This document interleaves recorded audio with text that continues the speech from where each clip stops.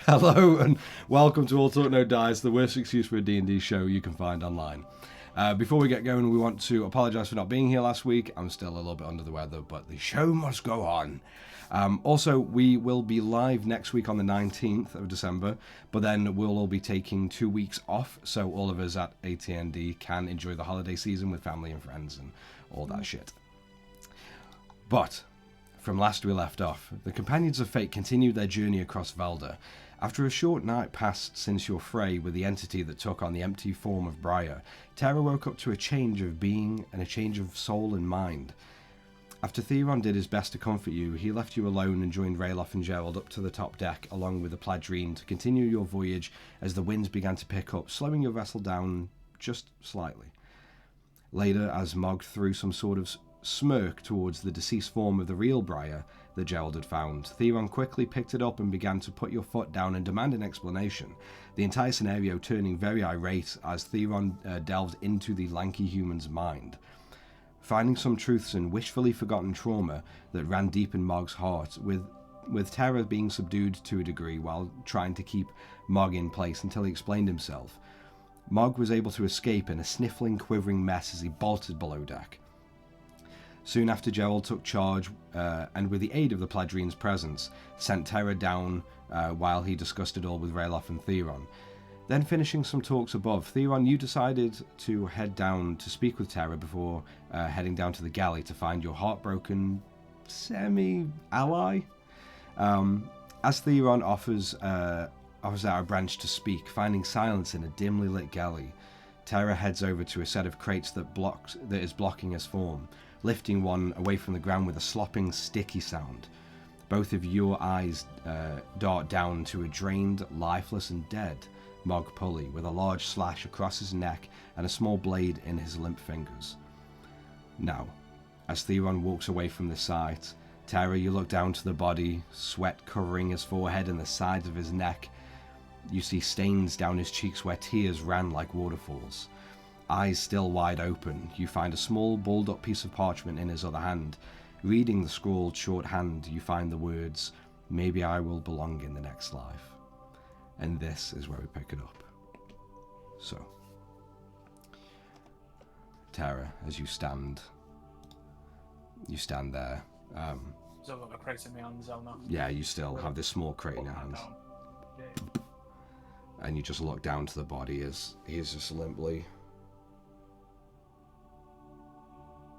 I'll put my hands over his eyes and close them. Okay. You close them, you instantly feel just how wet and moist his forehead is from the sweat and the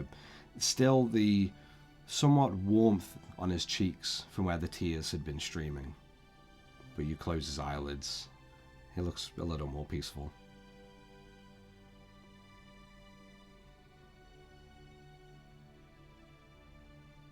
I'm going to turn to Theron. He's already walked away. I'm going to turn to where I thought Theron was. Alright. Yeah, you turn and you just find an empty galley. I'll turn back to Mog. I know it's a cut, but if I were to mend his throat, would it just like close the wound? You can try. I'm going to try that. I'm going to mend. Okay. Now, because from the wording of a cadaver or a corpse, they are considered an object. Okay. So,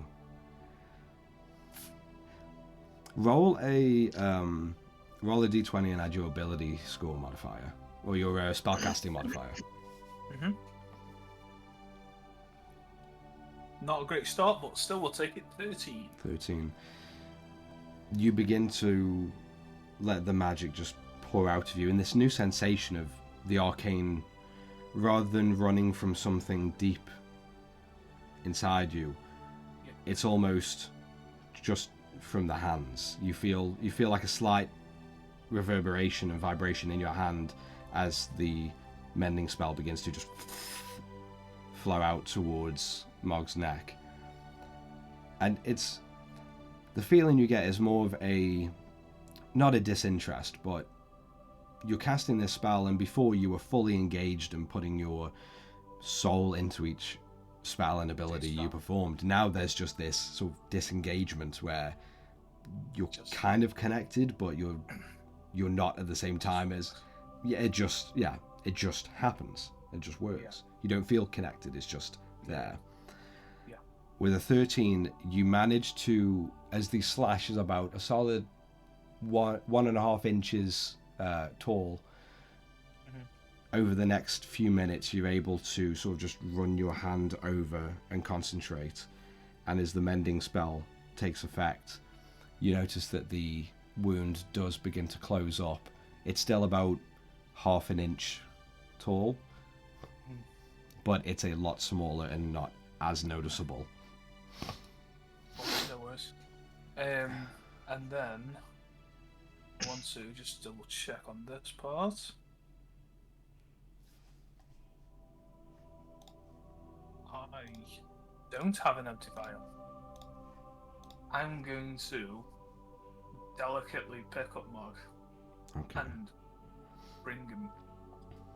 And I'm just going to bring him to I'm going to bring him to the captain's quarters in that room that I was sleeping in. Shut the door and then go upstairs. There is no door or doorway. It is just that separated wall from the crew quarters and the captain's. But I will move him to a point where if someone were to look in, it's not in direct view. It's like around the corner. Yeah. Well, this wall. Imagine you got the wall here, crew quarters on this side. The bed is like here, facing that way. So you'd have to come around to look anyway. So that's cool. So you do position. You very gently position him in the bed where someone would have to really sort of like look around or go in to the captain's quarters to see. But you very delicately place his limp dead body down, and I'm going to go to the deck, and then if I see Gerald, I will see Gerald. First. All right. If I see Theron first, though, I'll go to him. Okay. Well, Theron, when you walked off away from the scene of Mog lying lifeless in a pool of his own blood in the galley, where did you go? Or what are you doing? Jump off the ship. No, joke. Okay. I've done that for you, don't worry. Just to the deck. Okay, alright. Are you doing anything when you get up there? While Tara's still around? Yeah. It's going to be like storming off to one end where no one is, like, fuck. And I was like, Mug killed himself, and I'll just carry on walking to... Okay. So Gerald and Rayloff, both of you, as you are standing and sitting around and looking out into the scenery, you just hear a disgruntled Theron walk past, swearing and cursing, and saying out loud that Mog killed himself as he continues to just fuck, shit, as he keeps walking past. Because we're still there with Briar's body. Yeah. You're still trying to decide what to do. Yeah. How are we gonna... Well, we've got one extra body now. Fuck. Right. Can I do an insight actually if he actually hurt onto Theron, if that's right? Inside check on what, sorry? On Theron to see if, Mog is dead through his words or... Okay, yeah, sure, roll an he's inside not just check. lying about it or something like that. 8, so that's 14. Theron is very honest and very honestly swearing, pissed off. Yeah.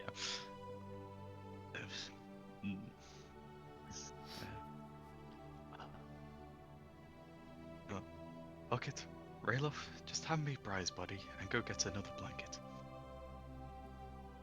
Yeah, I'll sort of off and then just give it to him. Okay. Right. So I imagine it'll be wrapped up in a blanket at this point. Yeah. Once he comes back, I have him place it underneath my arms, and then I'm going to just prestidigitize Briar there and then to basically just burn him in my arms and have the ash fall down. Okay. Because I can't think of any other method at the moment that doesn't mean setting the ship on fire. Okay. So I'm just gonna hope you that cradle. You cradle. goes through the fire Always damage. thought you'd break for you. You cradle Briar's limp body, and you begin to prestidigitate flame across the form as you hold him, and you feel the flames begin to lick up your chest and your feathers. You hear that slight of feathers being singed, and you hold and you go through the pain over the next few moments while he burns in your arms. Terra, you do make your way up with those heavy thuds up the stairs, and you get to the main deck, and you instantly see Gerald just holding this burning carcass of Briar wrapped up in a sheet and blankets, kind of grimacing slightly as Gerald. I'd say over the next, it's not long, I'd say about a minute and a half, maybe 2 minutes of holding the burning form, you take 15 points of fire damage. In which case, because every round I take 10 temporary hit points, do I take any damage through that? I'll say you take 3. 3 points of fire damage, because even though your temporary hit points are still regenerating, it's like you, working against it, but also not. It's barely just peeking through the armor. Seeing Gerald, I'm going to attempt to I will fail to use Balm of the Summer Court. You reach out and you think of that feeling. You think of how you felt when you used Balm of the Summer Court, and as you just reach your hand out quickly, you find just throughout your entire body, you find a cold disinterest. You find no desire. You find no warmth or heat inside you to push that spell, and nothing happens. Gerald, you do notice Terra whip her hand out, but nothing happens, and it's odd. I'm gonna put my head down even more, and then just grab the staff. At this point, can Theron quickly just notice that?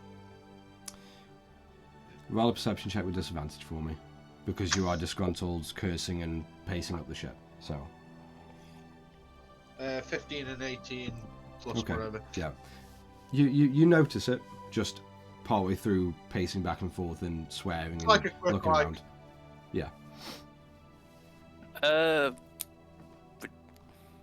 Would you have looked towards Raelof at all, Gerald? While you sort of not particularly look towards, but I'm not exactly. I'm just going to sort of just be out there, just basically just wincing through most of the pain there. Well, if you were to look at him, you would have seen that Raelof's taken a step back very clearly, and he's sort of almost like leaning away from the fire. I'm just gonna at the end dust sort of the arms off there. I'm gonna then take the corners of the sheet to at least then bring it up and then tie it off, and then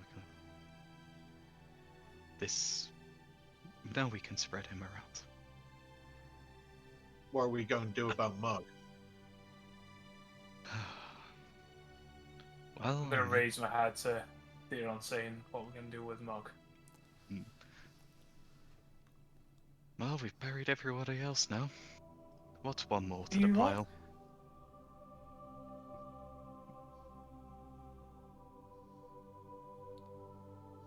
Gonna gesture for him to come to me while I'm doing this. And that's me, I'm like,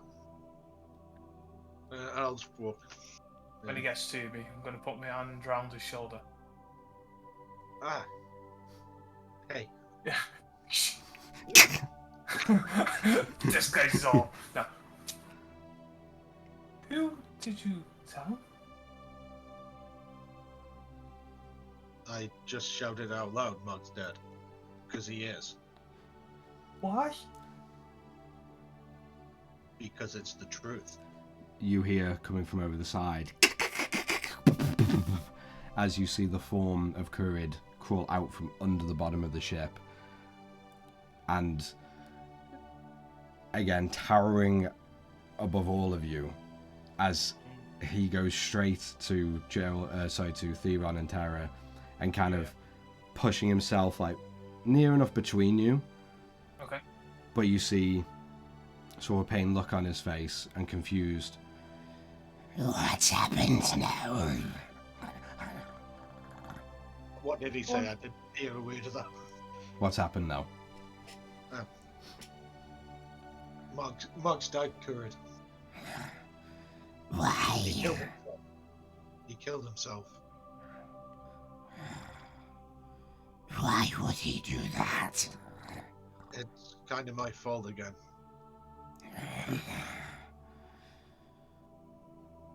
Death follows you. Yeah. That's what I'm trying to deal with badly. I have no empathy. That's fine, Kurid. I'm not asking for any. Gerald, Yes. I've reconsidered what you spoke to me about. The very next port we land in, I wish to take my leave. I will not be surrounded by death and destruction. Not anymore. Are you sure, Kurid? And you see Kurid's eyes and his face turn towards you, Theron, before he just dejectedly looks back to Gerald. What do you say? I will not keep you. Do you wish for us to land early? Or till we get to your dawn? The sooner the better, but I will aid you until you reach your destination. Then we must bid a farewell. Kurid, for what it's worth, I'm sorry. I don't care for your words. Your actions speak loud enough. And he turns back to you, Gerald. And nods, like bows very low. Almost to the point where he could headbutt you as he goes down and down. And then, please don't. I don't like that. And then rises. And he quickly turns and he scuttles back to the far stern of the ship. Right. One more, and then I am relaxing for a bit. I'm gonna go back to Theron, closing that gap that he made, Kurid made. Gerald makes his way downstairs to sort out Mog's body. Okay. And he will do the whole same throw over burn method. Sorry, Mike. No, it's cool. Seeing Gerald go down, I'm going to stop what I'm saying to Theron to just say where I've put him, and then go back to. Okay. Theron, I understand. You want to say the truth. It's when to say it. Well, there's no time like the present. The body What? count's 5 at the moment. So, tell them all now? What's that, sorry? I couldn't hear. Tell them all now. Well, why not? Robot terror. Wouldn't it be easier to let stuff calm and think before we say? But there hasn't been any calm. What's the point in a few moments?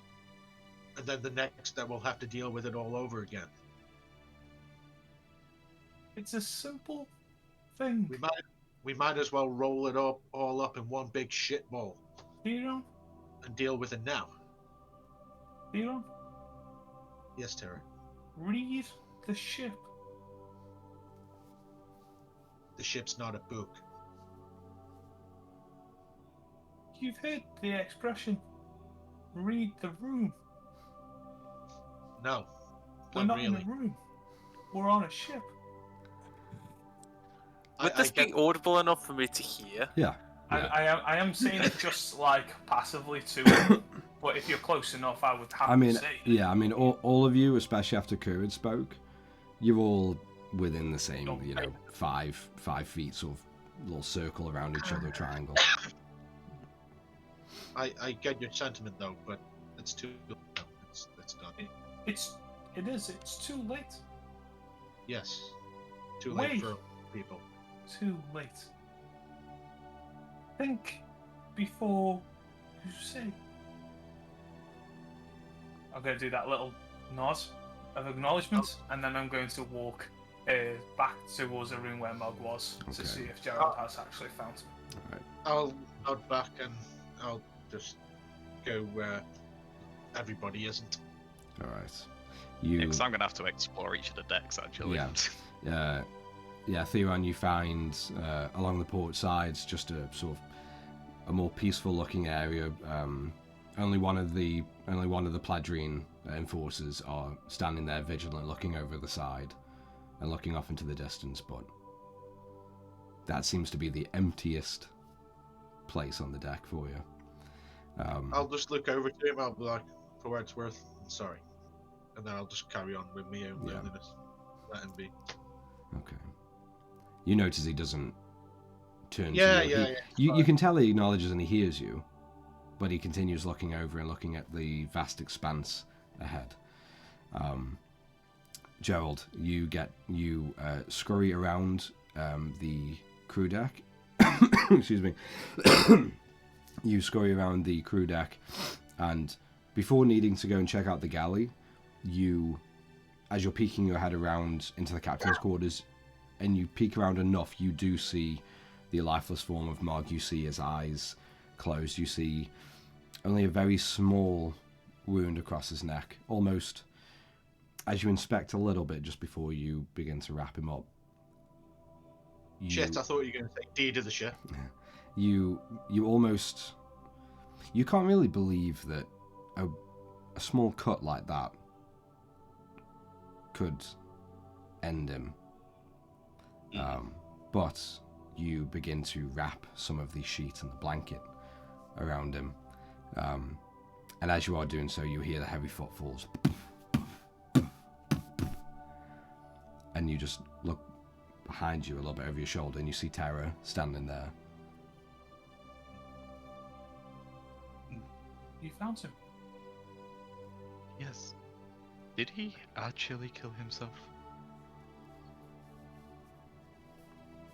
That was small. I'm gonna take out my 2 lodestones.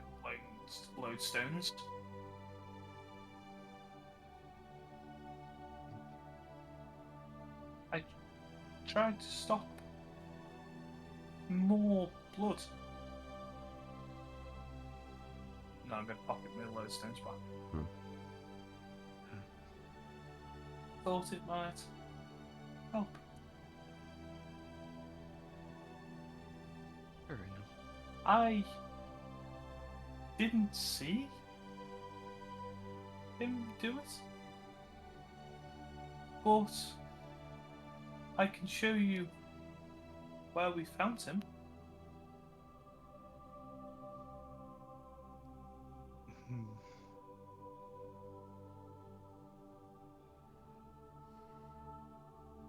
I suppose it doesn't really matter where he died now.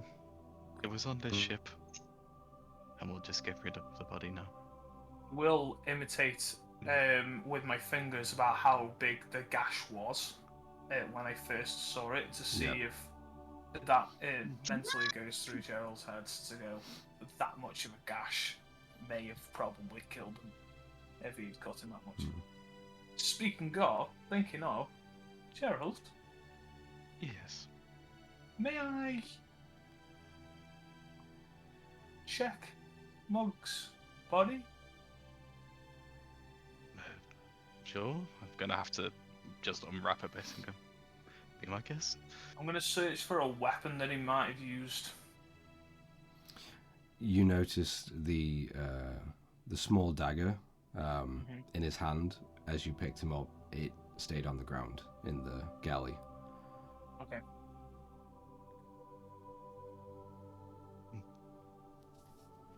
as she gets closer as well, I'll just go ahead. I know this is weird timing, but that new form of yours, does it have blood? It does. Do you want to see? I don't know. I blood last time. Because you are the only one who knows the secret. And I'm going to be in an awkward situation if you don't. I'm going to check around to see if there is anyone in the close vicinity. There are 2 Pledrine that are just standing on the other side of the wall, looking over at the crew deck, giving Gerald the privacy. Yeah, you get it. I'm going to usher Gerald to the side. So he's completely covered by the wall. Yeah. I can't mind link with you anymore. So what I'm going to do is I'm going to use one of my wild shapes and turn into something reasonably small. But enough for you to try, basically. If my wild shape form will still take the blood. Assuming that because of my metal parts now, I don't bleed, and it was just part of my older form. Let's go with a weasel. Okay. All right. You see Tara as she concentrates, and her form begins to crack, creak, and shrink. Oh, like a transformer. Yeah, without the. But you see her form shrivel down, and you notice the fur begin to sprout on the weasel's body. But the interesting thing is that it does look more like... She does look more like a weasel. But if you look closely enough at her joints on the appendages of the weasel, you notice very, very small, almost hidden, little cogs. Okay. Well, I'm gonna try. I'll just... Would I pick her up? I'm guessing from this point. Yeah, you pick her up. She's a bit heftier than a normal weasel would be, but still more or less the same. I'll just go to basically full leg, shoulder, and then just sort of poke my claw in to see if what's it called? I can cause any bleeding. Okay, roll an attack with advantage for me. Okay. If I missed this, it'd be impressive. Get those weasel stats. 13. Let me just see if well, no, because nothing will go into a weasel. I rolled an 11. Okay. Okay.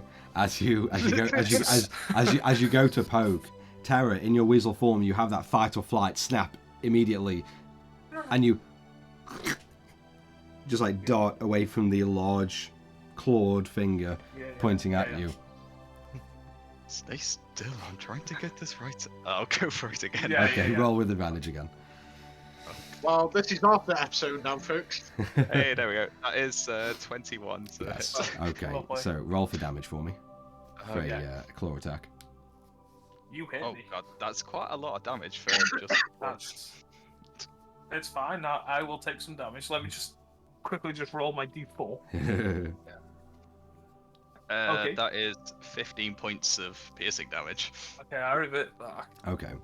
You notice as you pierce the flesh of the weasel, taking 11 damage. It gives out under your claw, and you pierce in, and just before the form is almost pushed out of your hand as Tyra reverts back onto her sort of hands and knees, you do notice a very blackish crimson form around your claw before the body is Taste it. Taste it. Yeah, of course, I've got to taste it. See. Okay. Yeah. You can put it. Roll a perception check for me. Okay. 9. 9. It tastes a little like. Sorry. With me also wanting to know if my wild shape bleeds. Yes. Could I inspect my blackened blood? Yeah, of course. Roll a investigation check for me. I'm happy to take the 9, but Okay. as in. Well, roll a investigation check for me, and I'll put them in average. 15 investigation plus 2, 17. Okay, yeah. So I'd say it balances out to roughly about like a 14, 13. So Okay. both of you, as you look, and Gerald, you assess the taste. It's a little irony, like blood normally is, and you're very familiar with that. However, the blood that you taste is definitely not any blood that would sate your hunger. It doesn't taste as delicious and fragrant as you normally expect. It's a little greasier and a little too viscous, almost like thick, untouched oil. That is not what I can eat. Oh, God, no. And Terry, you gain the same insight from. Will I'll kind of like nicely pat him on the shoulder side. We'll find something. It's good to. I'll bring out like my sort of look in my case there. I'm gonna show Tara the last 3 vials I have. Okay, I'm going to whisper. This is all I have. I'm going to whisper. Very immoral. Okay. Filthy run. Yes, that's not immoral. That's the right thing to do. Exactly. No, I'm going to whisper. Mop up Mog's blood. There is Mog.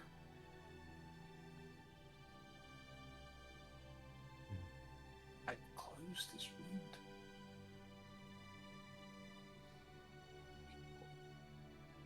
I'm going to end it there. We cut. I am going to cast then minor illusion.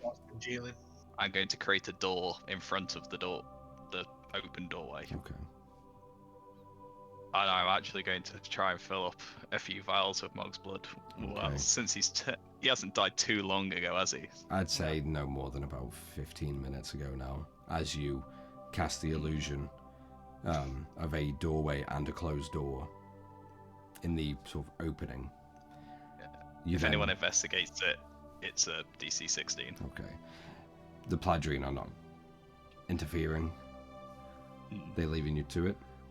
You take your claw and you go for the still partly open wound, and you just and Tara, if you're watching, you notice an almost delicate and like surgeon-like precision as Gerald reaches one of his clawed fingers into the wound, and you just see the faintest little movement of his finger, and you begin to see the bottom of the throat kind of just begin to like pulsate slightly.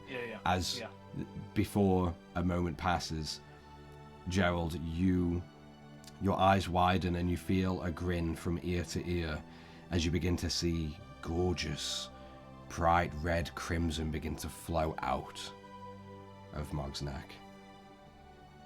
Right. Quickly, I'll tip him sort of sideways, put the vial on, and I'll try and fill up maybe another. I'll try to aim for 6 more. Roll a medicine check with advantage for me. Natural 20. So that comes out as 24. Okay. You filled 20 vials. I will say. Well, I can fill a maximum of 9. I'll say, well, because it was a natural 20, you fill up a solid 9 vials of Mog Pulley's blood. Nice. So maybe just near the end, I'm actually just sort of squeezing him a little bit. Yeah. To try and yeah. get blood out. Like the end of a tube of toothpaste. As Tara, the only non-delicate thing that you notice Gerald do is just as it's coming to the end, and you see him vial after vial being able to fill it up very much to the brim, and right at the end, you see Gerald become slightly frustrated, but not angry, but like hungry, or as if you've seen people starving before, and that anger and that frustration of being powerless and an empty stomach, that's the same look you see on Gerald's face as he furrows his brow and his beak just curls up slightly as he reaches his hands like around Mog's neck and just begins to squeeze with enough pressure as just over his hand and palm dripping down into the vial, you just see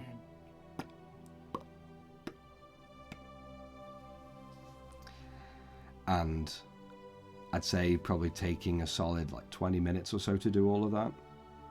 Yeah. Mog now lies paler and empty. I'm gonna, of course, cork up the last one.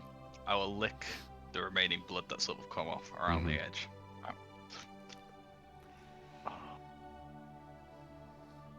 going to mend his cut. Okay. And then I will reseal the, re-wrap Mog afterwards. Okay. Yeah. Rayloff, as you are up on the top deck, as Tara followed Gerald down, and Theron is kind of just in a world of his own over on the port side, standing next to a Pladrine. Is there anything you want to be doing on the top deck while you notice that, albeit you thought Gerald and Tara were just going down to bring up Mog, bring up the body, they're gone a little longer than you expect.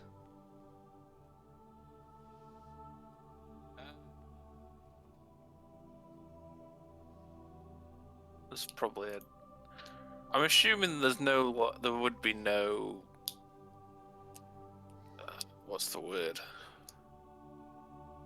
What you would use to sort of practice sort of wooden dummy? Oh, any wooden dolls or dummies?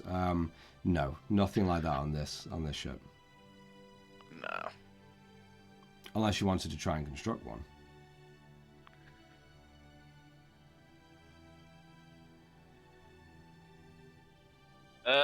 I'll probably say after a couple of minutes, after a minute, I'm sort of just getting impatient. I probably would go down. Okay. Just to see, just not necessarily because I wouldn't know where it is, so I would just be going down just to have a look around. Okay. Roll a d20 for me.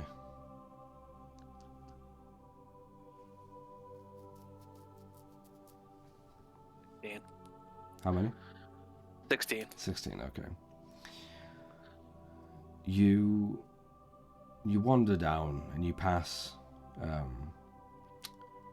Seabiscuit, rattling some pans and kind of tidying away in the pantry as you continue downward. And just as you're about to continue down the stairs into the galley, you look over and you see two Pladrine just looking off, just standing at that separation with their backs to this separator wall, and they both just kind of look up at you as you're across the other end of the deck, and they're just standing there looking across the very empty crew deck. Okay. Do I notice anything else in the room at all, or? Nothing immediately in the crew deck. Roll a perception check for me. Yeah, sure. Even the fact that they're guarding the door now. Non-natural 20. Non-natural 20. Well, because you're looking at the separator wall in front of you, Gerald, the illusion doorway and door frame would be so the wall kind of stops here, and you could just walk. You could just walk around and go into the captain's quarters. But now the illusioned door frame and door would be here, right? Okay. So you can't. So Rayloff, you look at the Pladrine, you look across the crew deck, you don't see anything different. You do hear very slight mutterings from beyond that wall, and the both voices sound familiar. And you know, it would be Tara and Gerald, but it's just mutters from the other side of that wall. Sec. Yeah, sure. I'll go to where the door would be. I assume I know where that would be. Yeah, as you begin to walk, and you see one of the Pladrine just like look at you, and as you kind of are at the corner of that wall, and you take 2 steps around, you see what wasn't there before, as it was just an open space. You now see a solid doorway and a solid door that's closed. Roll an investigation check for me to see if you can see past that. But at the same time as well, one of the Pladrine closer to you just steps and just doesn't get in your face, but just off kilter, kind of just steps in your way. I wouldn't have noticed him, to be honest, but it doesn't matter because I got a 1. It is a solid doorway and solid door that you haven't seen before, but it's filling up the entire space of where it used to be just open into the captain's chambers. But this Pladrine kind of just steps sort of diagonally in front of you. He actually got in front of me. Just a little bit, like off kilter, not right in your face, but just like off to the side a little bit and looking at you. He's a threat. Up the body count. Also, look at the door for a little bit. Just very confused, but with the mindset I'm in at the minute, I would not really be able to tell. That's so sort of. Knock on the door. Yeah, I'll go to knock on the door. You take 2 more steps forward, and I thought I was by the door. Sorry. wait, so yeah, you're kind of like. So here's the wall. You're kind of like coming around the corner, just at the corner where the wall ends, and yeah. Right. No, I thought you meant I was at the door. Sorry. But you do take, if you want, you do take a couple steps just towards the door, because it is, you can see it and it's right, right there. You just a couple steps towards it if you want. Yeah, well, I'll take the steps anyway, because at that point I wouldn't have noticed the Pladrine move. But if he moves in front of me, then I'll stop. Okay. Or if he tries to stop me anyway. You take a couple steps, and the Pladrine kind of takes one more step to the side, like kind of in front of you, but still to the side, and he just kind of looks. Tara and Gerald, you hear some footfalls, and you look over to where your illusion is, Gerald, because you can see through. And I think Tara would as well, because she saw it apparate and knows it's an illusion. Maybe? Technically not. Like, she knows it's an illusion, but she would see it. Okay. And originally come out as a door unless she investigates it to then make it sort of appear faint. Well...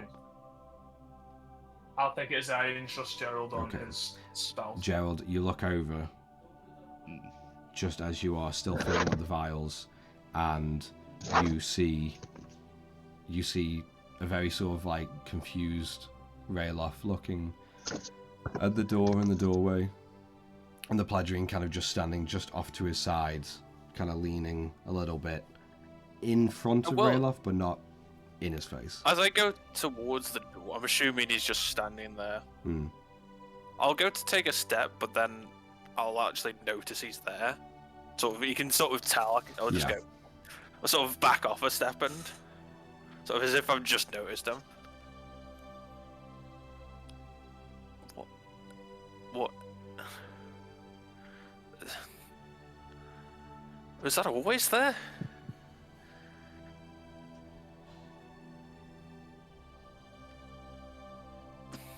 Would this be a point where I'm still partway through the vials as well? Yes, you would be, I'd say, about 3 vials down. Oh, actually, no. If it was only like a minute or two, you'd still be probably draining the first, just starting the incision. Are they? Is Gerald's in there? I'll take it as a quick stop, and I'm going to come. I've interrupted myself just to go up to the door, and I'm just going to put my head through the door. Can I help? As you, I'll almost take a punch, sort of like gut punch, sort of a step back. As you curl almost, back. You can tell.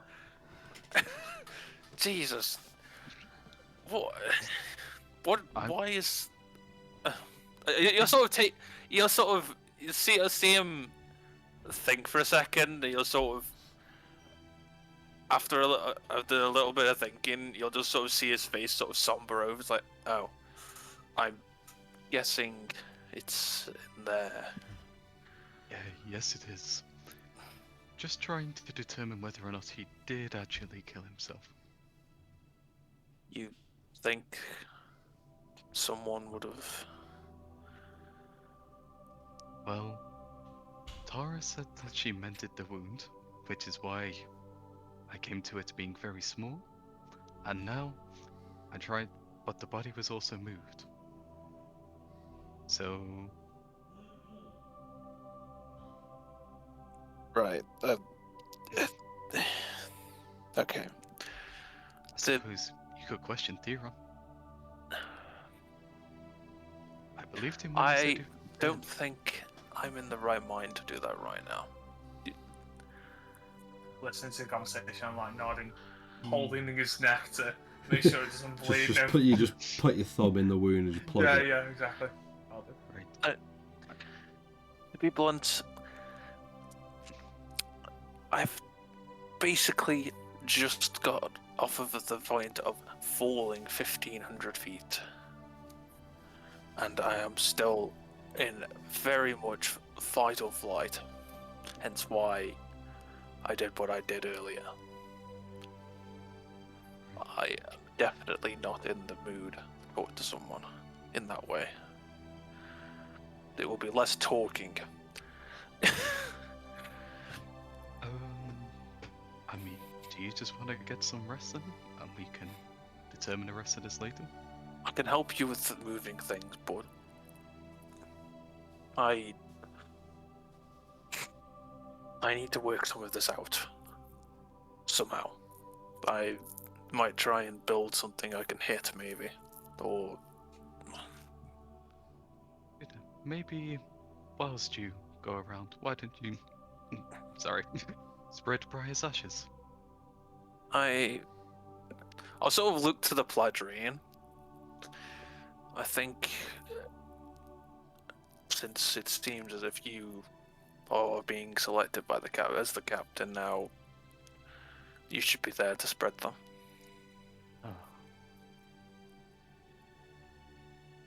I'll sort of look to the Pladrine that's there as I say that, just sort of an off. Not as a rude thing, more to acknowledge that they've accepted him. You see the same blank expression on the silent faces. Yeah, just as that's they're fine. looking at you. Yes, we will have to talk about this whole who's in charge thing at one point, but Well, we need to have a talk anyway, but not now. Preferably once things have calmed down and more things don't go wrong. Agreed. I'll just wait up on the deck then. Just when you're ready to spread them, let me know. I don't know. Go sightseeing. I'll just sort of start heading back up. I'll bring my head back in and just like... Yeah, just as Raelof, as you leave, you hear as you see Gerald's beak and eyes just rescind back through the solid door. I'll sort of stop and look back at the door and just sort of shake my head and just carry on. And why? The two Pladrine sort of move back to just stand where they were, just surveying the entire crew deck as you leave. Gerald and Tara. Yeah, I remove my thumb when Gerald's ready. Yeah, go back to that. Yeah, just really. Was the first one. Yeah. And you While begin I'm to top of fill. the vial. Yeah, you begin to fill the vials. 20 minutes go by. Is there anything, Rayloff or Theron, you want to be doing in the next 20 minutes or so? If there's any sort of spare... Oh, sorry, you go first. No, go ahead. If there's any spare wood that I see just on the way up, or... Would I go through... Would I be going through the... I don't remember what the term is, where sort of the stock is The held. galley is below you. Is Okay. below the crew deck. Then, just if I see any sort of spare wood that would have been there, I'll probably use it to realistically start building a Sure. sort of dummy thing. So you go down to the galley, and the dimly lit interior. The only wood you could probably imagine would be questionably spare would be some empty crates that you could maybe start fashioning into sort of a snowman-esque dummy. If there's no like actual just wood that I could. There's no just spare like planks of wood. No. Yeah, that's fine. I've just thought what I'll do then is I'll go up to the deck and I'll take out some of the firewood that I have. Yep. I'll take out one and just start fashioning that into sort of the base. Okay. Yeah. You take a fairly sort of thick log that you got, and you begin to just whittle it down and fashion it. Okay. Cool. Are you proficient with carpenter's tools? No. Okay. Could you then roll a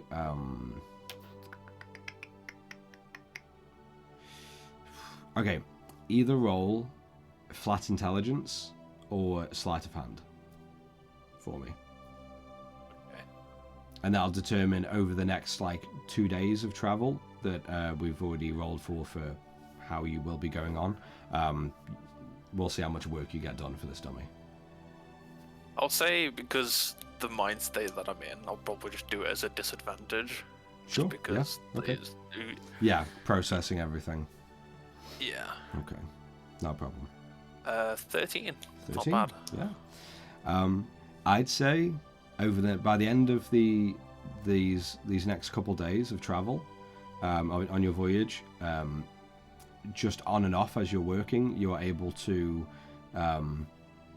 get half of the dummy completely finished. You get the base fully whittled, and attaching sort of more of like a sort of central sternum like part of a log that you've whittled around.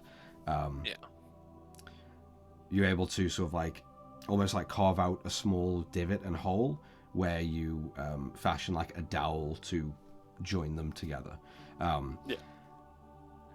It's fairly sturdy, but right now you can imagine that if you give it a good thorough smash, then it will come loose and be destroyed. So you're fairly gentle as the first building blocks of this dummy is completed over the next couple days. But good roll so far for the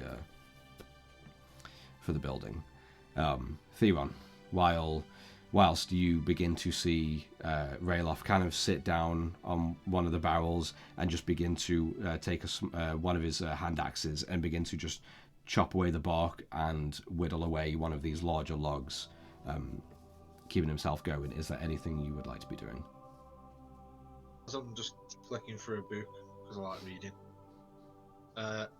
I'll just use my telepathy to try and reach out to Kurid if possible. Whether he answers or not is a different thing. Do you need to see him? Fuck. Yes, I do. Doesn't matter. I'll just shout out. Alright, I'll just shout out. I'm like, Kurid, do you really think that death follows me that much? You notice the Pladrine just kind of turn his head and like furrow his brow as he looks over at you as you speak outwardly. Do I notice him making that look? Yeah. You see him in the corner of your eye just turning. Yeah. I'll just turn to the Padre and I'm like, yeah, that's what I thought. And you see the Padre kind of look back over his shoulder across the deck, looking at the two other Pledrian, one standing towards the bow of the ship and the other on the starboard. But then just kind of Rayloff. looks over. Yeah. So, when's everybody coming up here? They're taking a while with Mug's body. I don't know. They're trying to find out if he Trying to what? actually did it himself or something. I don't know. Huh. Yeah, he probably did.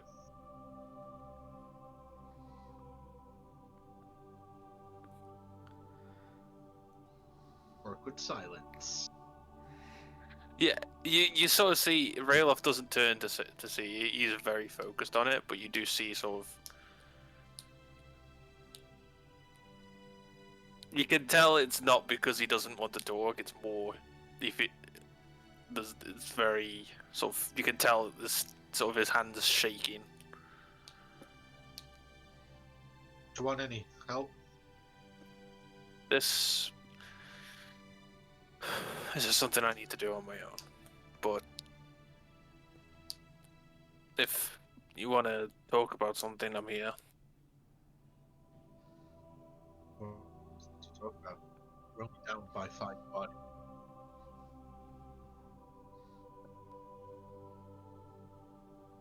Well, for a start, what is our plan once we find, once we find land in the north? I have no fucking idea. To be honest, we need to all get together and actually have a discussion what's going on with fucking Terra. Turn into a robot. And then, we need to figure out what this light is. That whatever his name was. Creepy dude. Entity. Thing. Because let's be honest, if he's got what he wants, he might not turn up again, but he also might turn up again in the future, so we need to know more. And we need to figure out who's going to be captain. I have an idea who would be amazing as captain. It's me, by the way. Tell me now if that's the answer.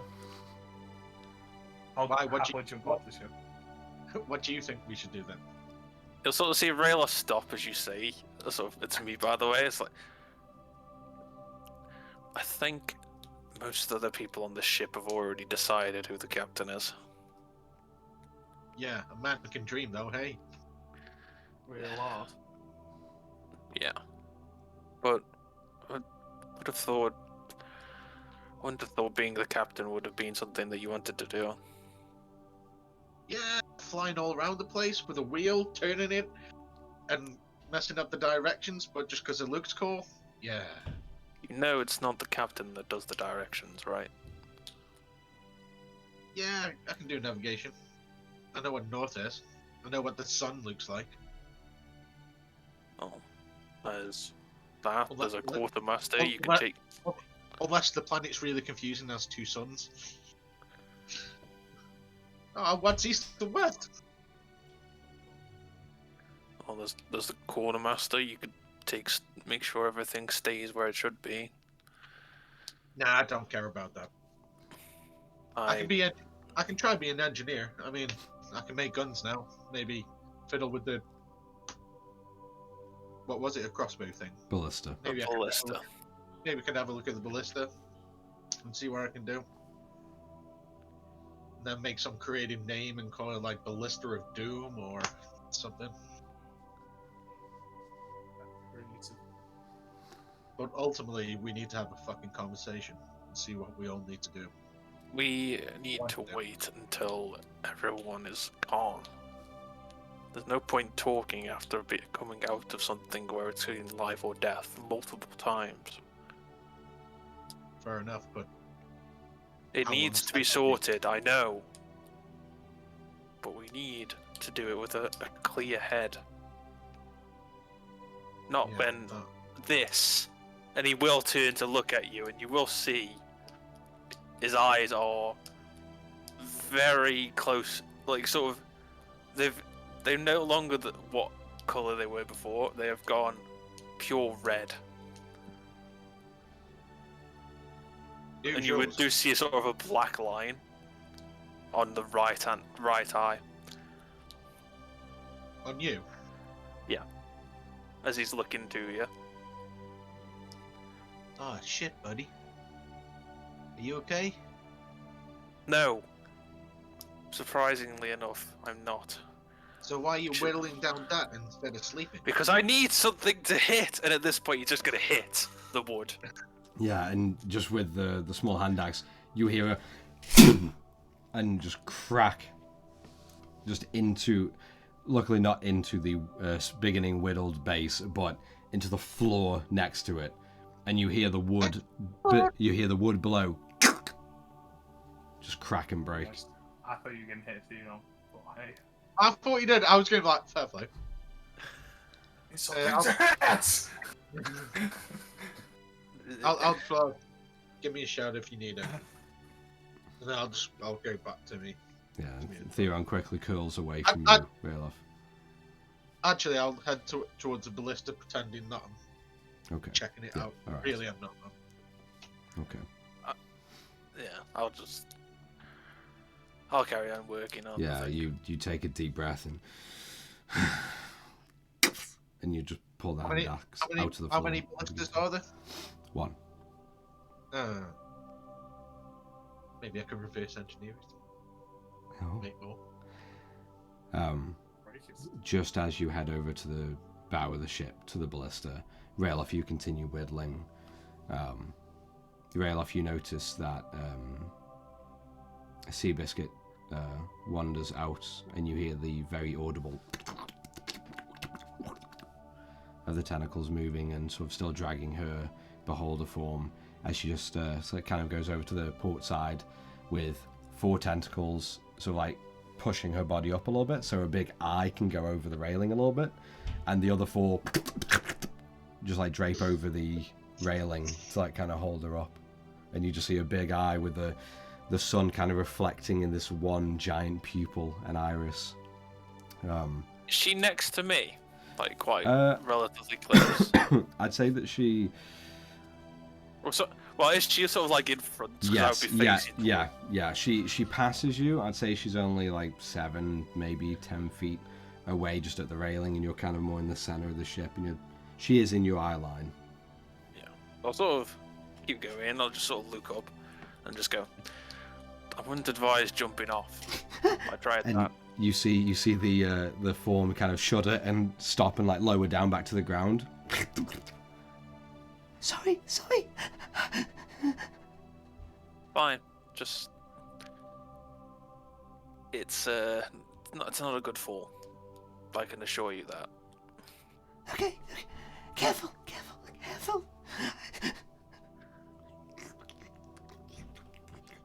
If you're looking for Theron, he's over there.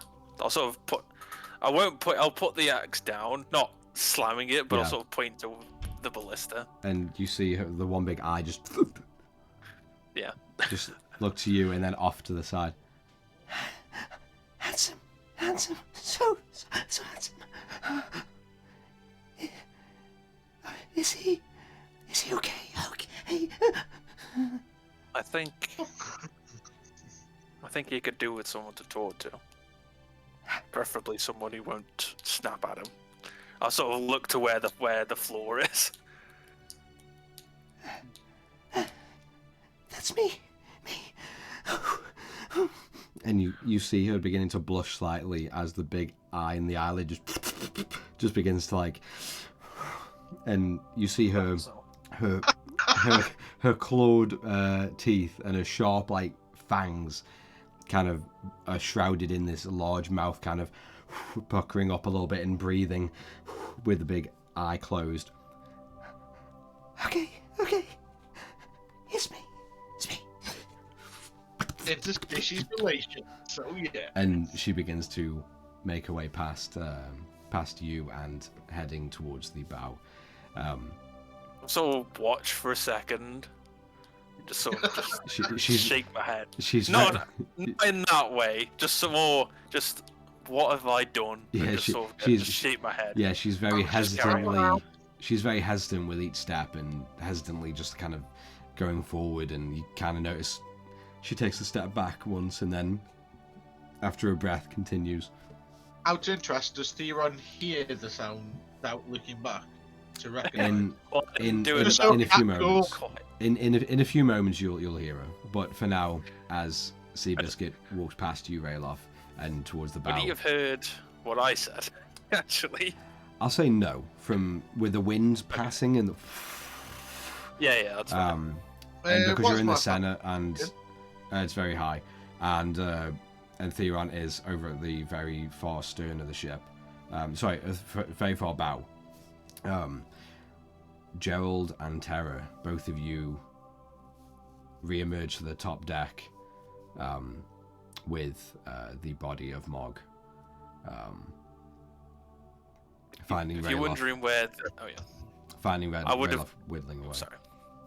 I would have moved because I was assuming you, like, sort of took the blanket, sort of wrapped it up like in a bag, sort of. Yeah, basically. Not in a bag, but...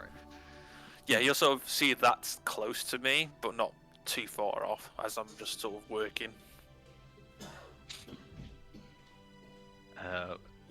Mog will get to this side, and also thank you for your service.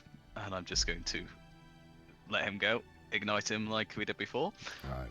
As both you and Terra kind of help to put him over the side, you say one more farewell before you let go, and you cast prestidigitation, and the flames begin to lick up his form very slightly as the wind catches and fuels some flames and puts out others. Just like previous. Can Theron sort of Luke just enough so he can catch it in the corner of his eye and sort of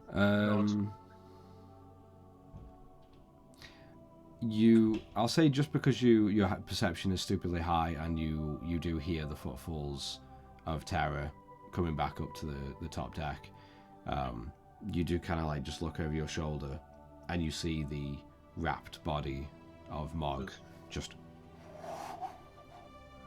falling down into the absent sky around you. I'll sort of nod and just carry on. At what time of day is it now? Right now, you guys will be looking around about just sometime in the early afternoon. Okay. Alright. Nice. We can see Rayloff. Yeah, right, more or less right in front of you, in the center, just whittling away. So, do you even eat now? I don't feel hungry. You might want to eat just in case. But either way, wait a minute. I'm gonna put my hand up next to her face and see if I can feel any breathing coming naturally from her. You hold your hand over her mouth. Nothing. I'll open my mouth. Yeah. Fully, so you can feel that there's nothing coming out. You feel no. It's... Yeah, you feel no breath. You feel no reaction. You feel no warmth against the sort of metallic. It looks more like a smooth metallic flesh, but as you do put your hand near enough against her lips, they're somewhat soft, but almost kind of like still firm and metallic. Yeah. As long as the firm. I forgot to say as well, seeming would still be active because of the 8 hours duration on this thing whilst this is going on. So it's great. Because I was just imagining I've kept Rayloff in his. Oh no, in his speedo. Yeah. It did just really that. Excellent. Sorry. Explain why he was looking at me weird. Yes. For the very much. yeah, Rayloff completely forgot about that. He's just not even. So, Mentally but looking there back to Tara there, you're becoming more like me. Oh, don't worry, you'll get used to it. Oh gosh. And I'm gonna sit next to Ringo. okay, you plant yourself down, kind of watching what he's working on. Seeing that Seabiscuit is approaching, or will have reached, what's it called, Theron at that point, let's go to like, maybe I'll try and make some food for everybody. And I'm just going to, I'll head down, and Gerald's going to try and make, like, more of a bread-based dish, if he can. Alright. Roll an intelligence check for me.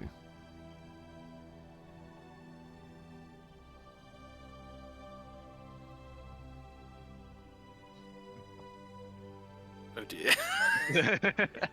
That's 7. 7. You find some ingredients to make a dough. Ingredients? Yeah, almost to make like a sort of very plain sourdough, or the same kind of loaves of bread you would find in most taverns. And yeah, and you begin mixing and thinking, it's a little bit wet still. No, that'll be fine. And you put it on the heat, and I'm gonna try and mold it more to be, what's it called, in the shape of, we'll go for like a boar on this one because of linking back to Mother making bread in different monster shapes. Okay. So we'll go with that. But then I suppose just knowing that I've only got bread, and I'll be like, that's not going to be enough. And then I'm just going to throw odds and ends of everything to just make a stew, because that is one of the easiest things to just put together and hope that it all works out. All right. Okay, yeah, you throw in what looks like some greens, you throw in some meat, whether it's old, whether it's dried or salted, or you basically just begin to, like, you go in the galley, ignoring the still... If the biscuits left some of the like bits around, I'm going to throw them in there. Okay. So it's basically just going to be a stew. Yeah. With bread. Is this a strange monster, soggy monster potato bread bits. You... Is this a part of the same roll, by the way? Bread bits. Yeah. Sorry, what? Theron? We're going to get poisoned.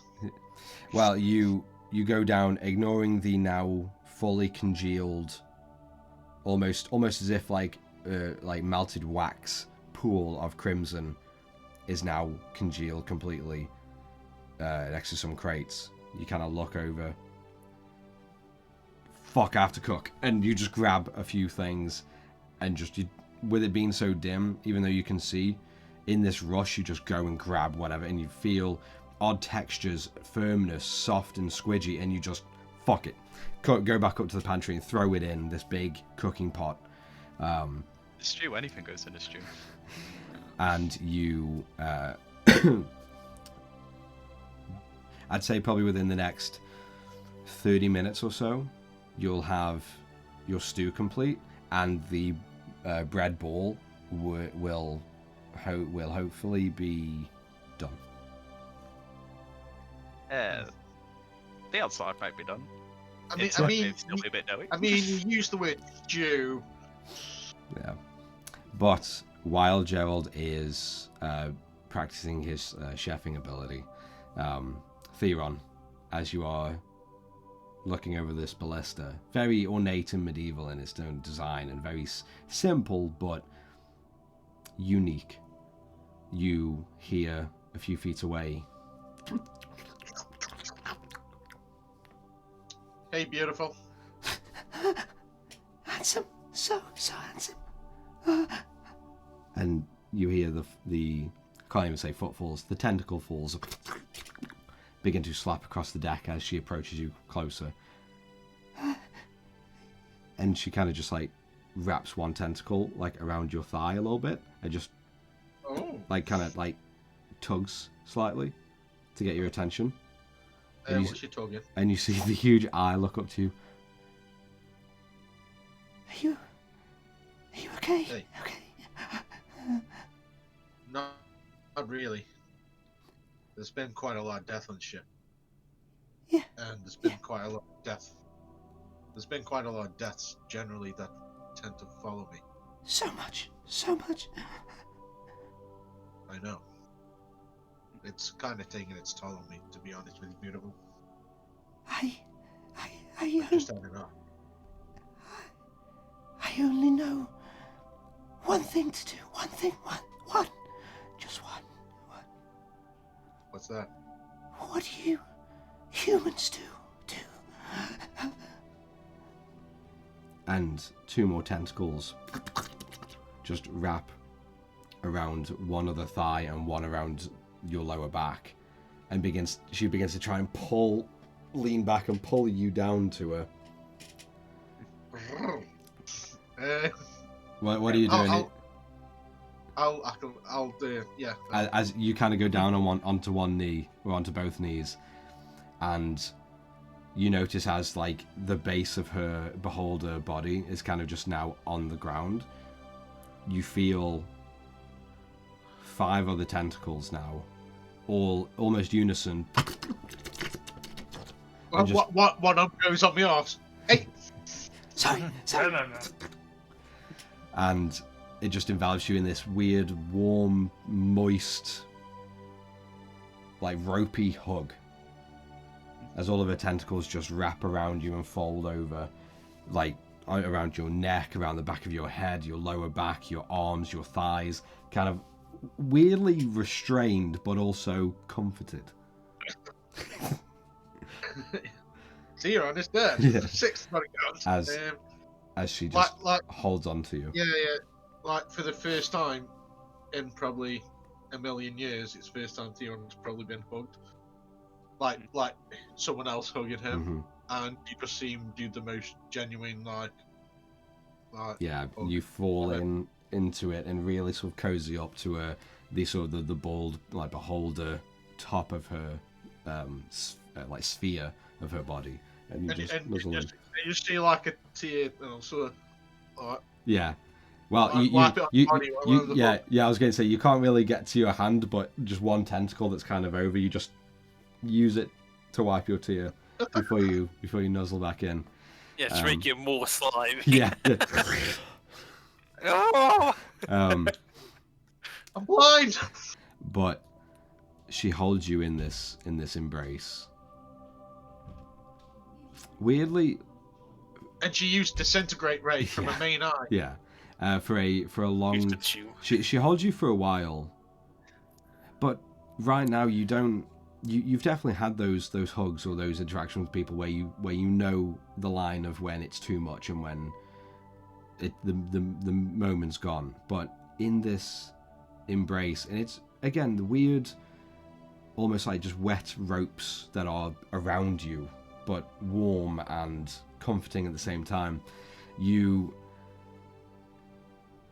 It's alright. I can always press the digitize after. Yeah. You find that you actually lose track of time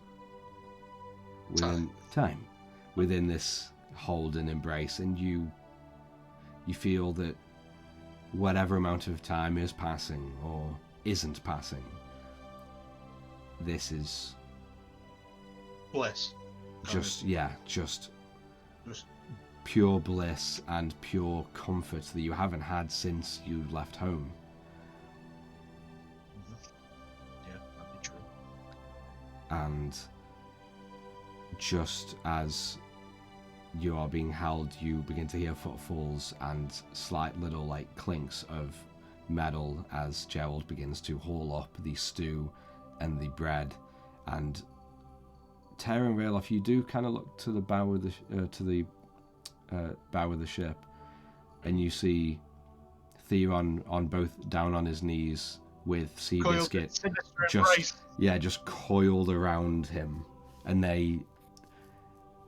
you don't really have much track of time, but you feel that they're there for easily in that hug at least 4 minutes, 6 minutes, like a long time, but you see neither moving, neither pulling away or wondering what else is going on. And just as the sun continues to blare and gleam across the entire deck, just casting shadows of both Theron and Seabiscuit huddled in this weird amalgamation of tentacles and human arms. And the clinks begin to come and rattle from below deck as Gerald brings out this large cooking pot and some dishes and some baked bread, setting it all down onto the floor. And just as both of you begin to inspect the food, and just as Theron, you hear this, and so does Seabiscuit, and you kind of like turn your eyes just to notice what's going on.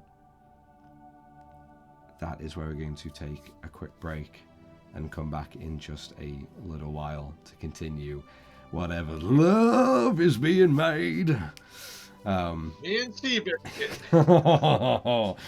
Oh, that's definitely some artist job to paint that and make it a rendition. Yeah. Make a half beholder, half human. Yeah. Just human body with a big eye as a head. Yeah, but just imagine a half human, a half beholder with all the tentacle powers. Boss. Has anyone seen the Boys season 3? No, not yet. Okay, I won't say it then, because it's... But I assume there's going to be someone like that. I mean, there's an image in it, and you can very much appreciate it. Okay, right. I look forward to that then. To everyone who's around, thank you very much for sticking around. It's weird, kind of depressing, but uplifting at the same time. So thank you very much for sticking around. We're going to go and take a little break to go to the bathroom, get some snackies. So you go do the same, and we'll see you in just a short while.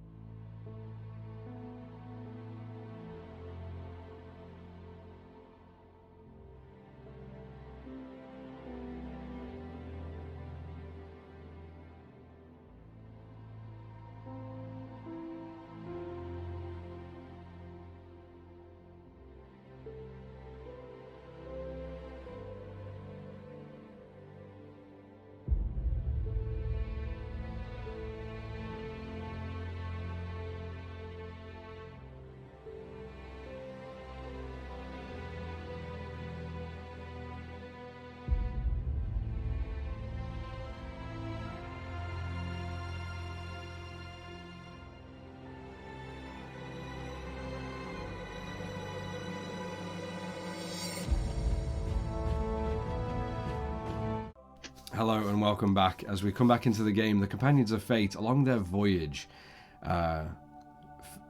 finding Mog, Polly, completely lifeless and dead, taking his own life after the situation unravelled with Theron and the party. While the day continued, you fucking pig. while the voyage continued, you all decided on what you were doing. Part of it included Gerald and Tara draining the form of Mog for as much blood to sustain Gerald as possible, without anyone else knowing. As Theron pondered about the situation, then went to expect the ballista. Rayloff interacted with Gerald through the incantation of the new wall and door that led into the captain's chambers. And after you left, you began to process this, everything that's happened through the whittling down of various logs that you have to construct over the next few days a training dummy, or as feasible training dummy as you can make. And just before we left for break, Gerald decided to take it upon himself to be the chef for lunch, as the sun continued to crest over the sky, beaming down at all of you. With the wind still heavy, as Gerald approached the top deck and began to set everything out for everyone, Theron was just in the midst of a very awkward yet loving hug from Seabiscuit, as all of her beholder severed eye tentacles wrapped around you, and you held that embrace for a lot longer than anyone thought that you would do. And as we come back in, Gerald just lays down everything onto the floor on the top deck with a big cooking pot of this sort of brackish brown stew with little bits of green and orange poking out, and a very unique bread ball in a small tray. And just as you set it down, Rayloff and Tara, you kind of look around the ship. You see Kurid is still over at the far stern of the ship, but over at the bow you see Theron on his knees, with Seabiscuit's tentacles wrapped around him, and them just holding this very almost passionate embrace. Whoa, let's not get... I say almost. Definite passionate. Yes. But you both of you look over and you see that just as Gerald gets up with all of the food. Right, all food is served. And I'll just whisper to Seabiscuit. I'll be like, I don't think Gerald knows how to cook. We'll see. And she unravels, and you feel that sliminess, that moistness, kind of like like all of her tentacles kind of just like peel off of you and around you. As she peels off, I'll just telepathically send her a message because I can see it. I'll just be like, thank you. If you need me, give me a shout. And she just outwardly says, So handsome. And then as she walks off, I'll press the digitize. Yeah, and all of your clothes kind of ruffle through, but all of the moistness and the slime is kind of just splatters off of you and just onto the floor. And you head over. Both Seabiscuit and Theron make their way over and kind of sit down in this sort of small little circle that you've all created. You notice now the two Pladrine have come up, and kind of they stood just on either side of the stairway on the top deck, just as Gerald came out. And then you notice as all of you sit down, and Gerald, you kind of like put things down when you do sit, you kind of look on either side of your shoulder, and you notice just behind you is the small little semicircle of 5 Pledrine standing behind you, with their hands in front. Oh, we're recreating the meme, are we? Fine. And all of you kind of sit down, and you do notice just behind Gerald's back are 5 Pledrine enforcers, with the broadest shouldered one with the dark hair and dark brown eyes in the center just behind Gerald.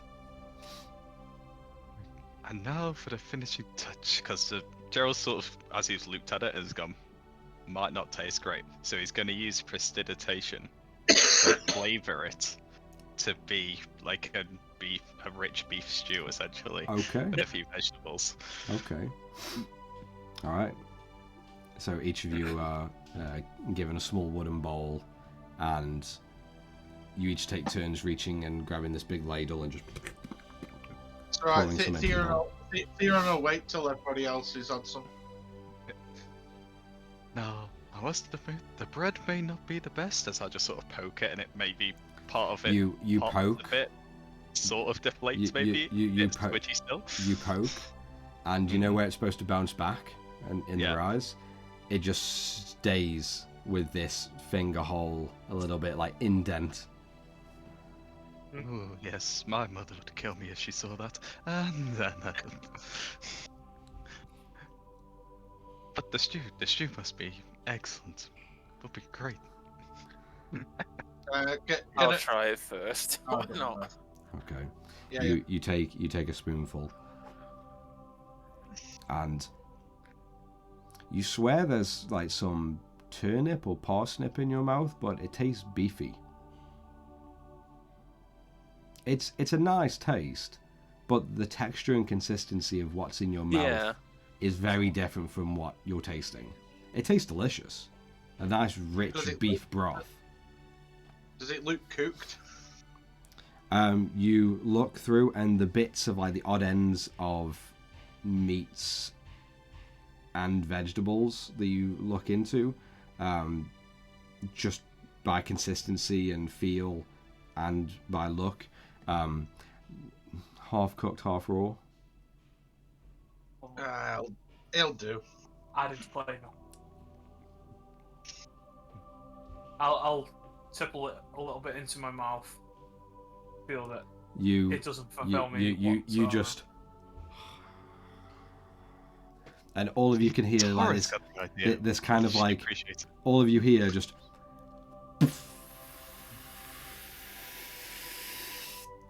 as Tara just tips the entire bowl, and there was no swallowing, no chewing. Looking directly at Gerald in the eyes.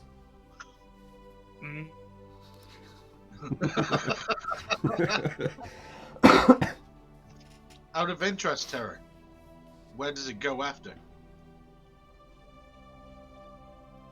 You didn't think, did you? We will find out. Well, yeah. I would assume the same. We'll see. I'm gonna grab another bowl for Mogwai, see if he likes it. I'll put it on the floor. You instantly see Mogwai.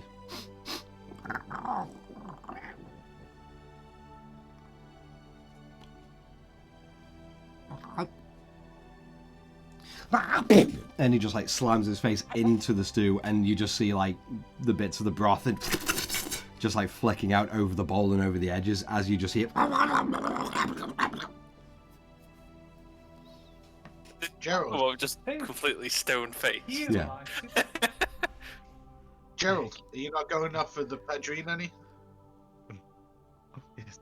Come on, guys, dig in. There's no need for you to wait. And you see them very awkwardly look to you, and they look at each other, and they're just kind of like looking over it at Seabiscuit and Theron, and just as like Seabiscuit grabs the bowl and ladles 2 bowls, passing one to Theron, as soon as that happens, that's when they lean down and go on one knee and grab a bowl. And you notice though that whereas like the rest of you kind of gone for full ladles, each of them just get like half a ladle. And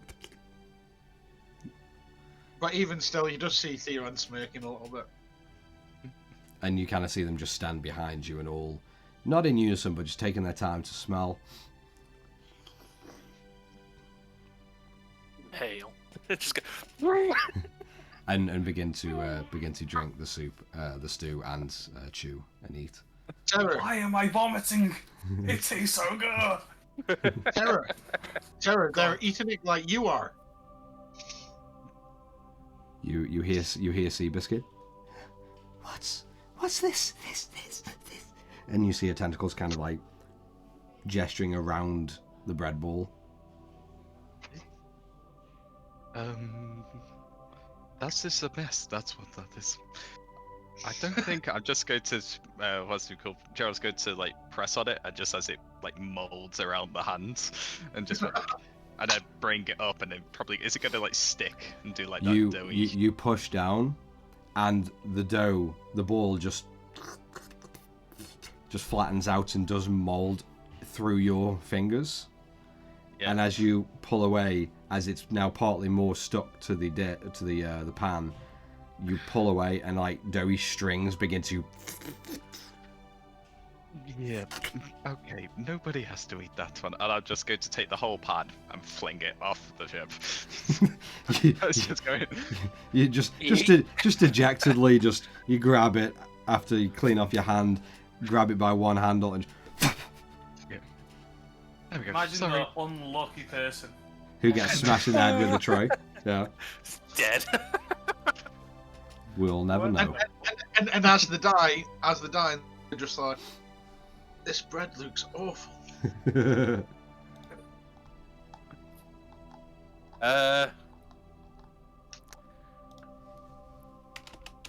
Once everyone's sort of finished. Like I only have like a quarter, half a bowl. I'm like, oh, I couldn't eat any more. But thanks, Gerald. It was a good effort. It was a good effort. And I'm just like, Mugwai, want any more? Is everyone done? What? No one wants seconds? You see the dark-haired Pladrine sort of lean down and just grab another ladle. Be quick. Thank you. Does he actually eat it, or does he just throw it out? No, you do know he is, out of everyone, he is one that is actively enjoying this food. The other four Pladrine ate and were satisfied, but he is very eager to have some more. At least somebody truly enjoys it. So, Gerald, yeah. Did you bribe the Padrine to be on your side? Because they seem seemingly sticking to you that I've noticed. Well, they obviously just sense the air of leadership, of course. I don't know about that. Still a bit of a mystery, and to be honest, it's creeping me the fuck out. But for now, I guess it'll do. Well, I did sort of get an interesting push from behind at one point, but out of interest, all the Padrine, nod if you agree to Gerald being the new captain. What? All in unison. All five of them nod. I will also. And yes, Rayloff? I'll sort of put the bowl down and just sort of raise the blanket bag. It's settled then. I'm captain. No. I'll sort of stand up. Hi. And I'll stand up and sort of making my way over to Gerald. Right. And you see one tentacle raise up. I vote for the handsome captain. Thanks, beautiful. And her big eye just looks down, blushing again. But it's okay. I'm outvoted. Does this put it as 6-1? Rayloff, where do you stand on this? I stand on a boat. I'm not just gonna sort of at that point I won't reach it to you. We'll take I'm you just as gonna undecided. I'll hand it to you. I'll take that. Oh, my hand won't let go of it. Hmm. I'll just sort of say, I'll lean to him, just sort of a bit softer, sort of whisper. Make sure it's done right. And I'll sort of let it go and go back to sitting down. And then I'll just start carrying on with the dummy after that. Okay. I won't look at anyone else, I'll just carry on. If everyone is done and the one, I keep forgetting what the names are. Pladrine. Pladrine. Who hasn't got a name yet? Is ready and eaten and is satisfied. I'll pour him an extra bowl just in case. I'll pull the whole extra beacon next to Mogwai and I'll let Mogwai finish. Yeah, as you kind of look at everyone's eyes and take account for who's done, you take the Pladrine's bowl and just fill it up once more and hand it back, and he eagerly accepts it. Yeah. And then you just yank the entire cooking pot over towards you, and you see Mogwai kind of head it in one small bowl, and you see his big owlbear cub eyes just look and stare at this big cooking pot, and then back up at you.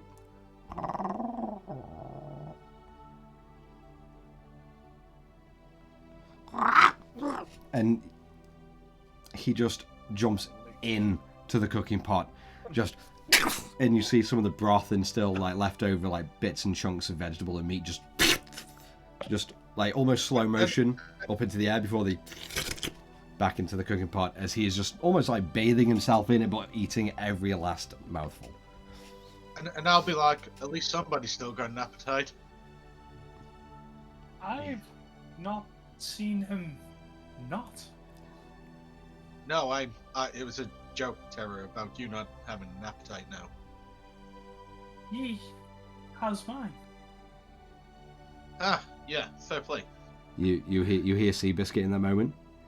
Theron's so funny, so funny. Beautiful. And you see her again turn away, seemingly every time you give her any kind of compliment from you, especially, she just kind of shrinks into herself even more. And so she should. It boosts my ego. But the meal goes down, and is there anything any of you want to talk about or do until we venture off for the next couple days? Well, I'm gonna I was going to say, so as my first thing as order as captain, I feel we're going to promote Tara to first mate. Raylov, you are now security, I'm guessing. We'll go with this. I don't even know if he's actually listening to whilst he's doing the dummy. And Theron, you can upgrade the ballista. You can be in charge of weapons. Seabiscuit, Well, you're also, still the Captain. Also, Captain, do I have your permission to just have a little look at the engine? I'm not going to touch it or operate it or. Theron, you have never. Get an arcade feel. Theron, you have not seen anything that would indicate an engine.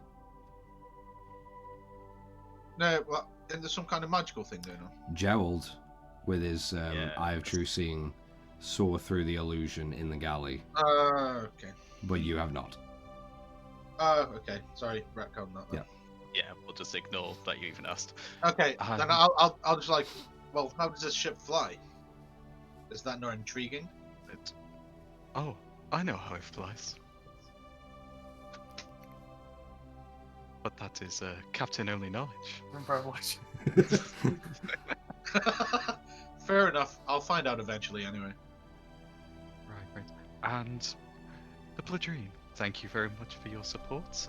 I shall let you do as you did before, really. You're an excellent group, and I have no qualms with what you do. And in unison, all of them nod.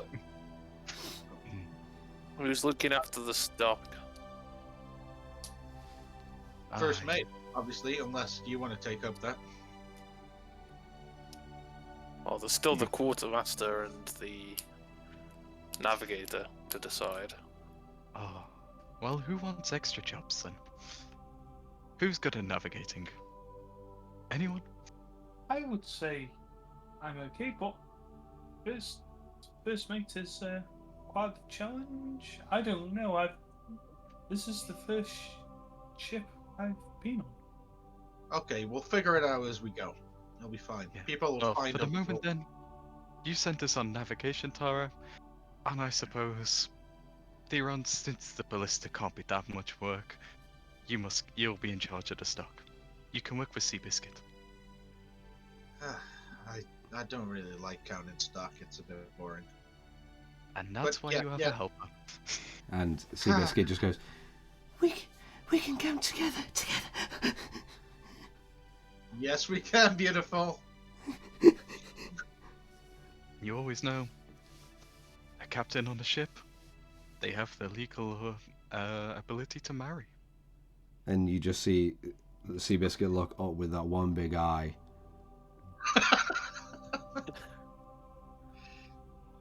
We're not Just there a yet. big We're blink, not there yet. blink. You best don't worry. True love and fantasies can come aboard. Excuse me.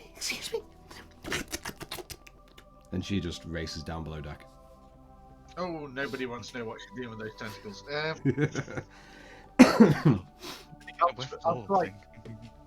I'll just be like, Gerald, I just want to conduct an experiment. Go on. Try giving the Padrine orders just using your mind. Just gotta look at one of the Padrines, stare at him, like And- the main big one. And you see his head kind of lower and stare back at you.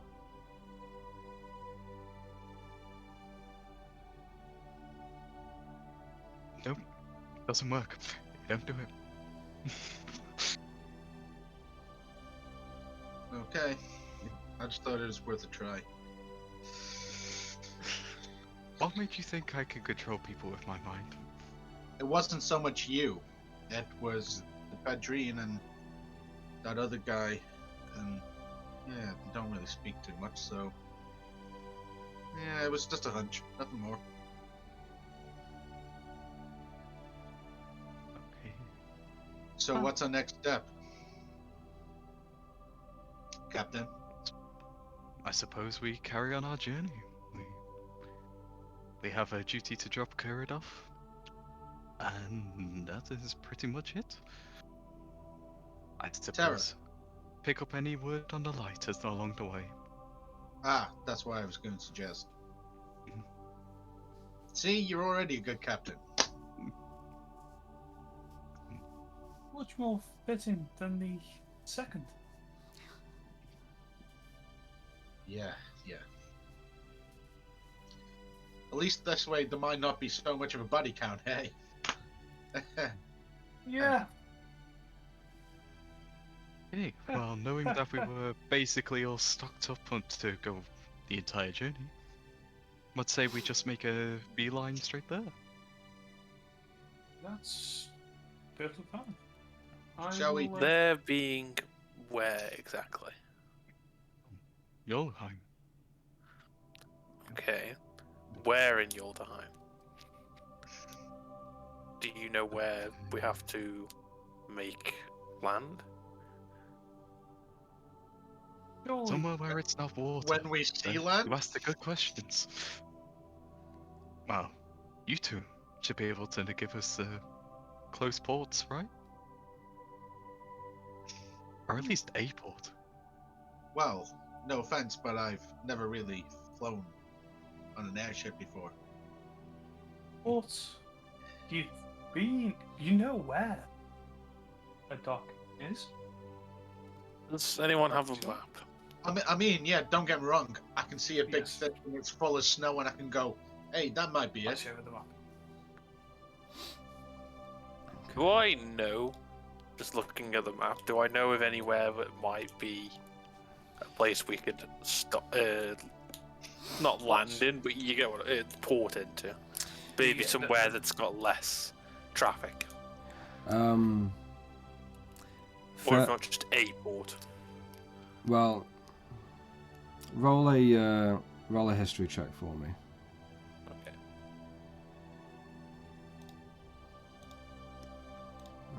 We are like 1,000,000 miles away from it anyway, so we don't have to worry yet. Do I get an advantage because it's where I came from?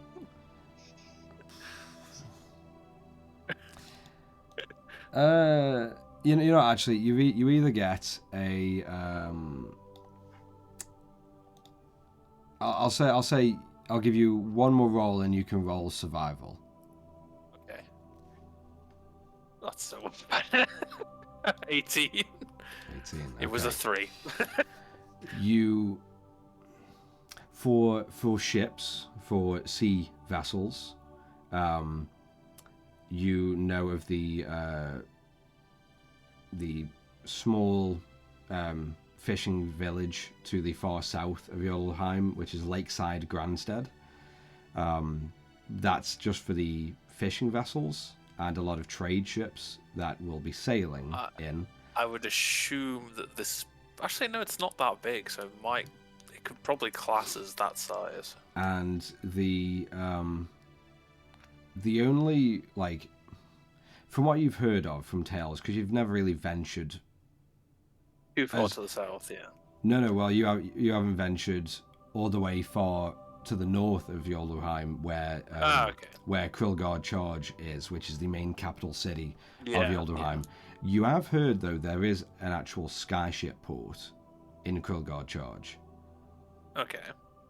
Where they have elevated piers pretty much on the top of large towers and certain pulleys and mechanisms to be able to relieve the skyship of its power while also keeping it up on that tower to be able to repair or to look at any damage or restock it without using up all of the energy that it takes to make it aloft or make it fly. Yeah, and you do know that Krilgard Charge is just north of the large mountain range that you knew as the Giant's Throne, which is just west of Icewind Whisper, which is the large frozen body of water that. I thought you were going to say Icewind Dale then. No. I was going to say copyright. Yeah, as you know that body of water too for all of your life. And for decades, and even centuries, has forever been frozen over. But it's up here. It's this top bit. Yeah, so Krilgard Charge is right here on the far north. Oh, sorry, it's on the left side. Yeah. Yeah. Lakeside Grandstead is just about here before the large forestry. Right. Okay. Failtross is more of a land. Just a land-based township. It's not really built for any vessels to come and stock up or to sail through. But as far as sailing vessels, you'd be looking for Lakeside Grandstead, and if you were to chance the myths or rumors of a skyship port, would be Krilgard Charge up at the far north. Probably just relay that, it's probably in more simple terms. Yeah. That's about as much as I remember. Just a query.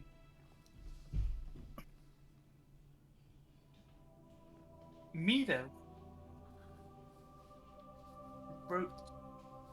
took the ship out for a while, then brought it to the sky. Would it be best to land it first? I was perhaps thinking the same. To the port city, we can be a few miles out, and then just sail in. Also, we'll give us some practice to stop. That's a good point. Well, we're going to have to find a port pretty close by for Kurin. Where would we be now? On the map?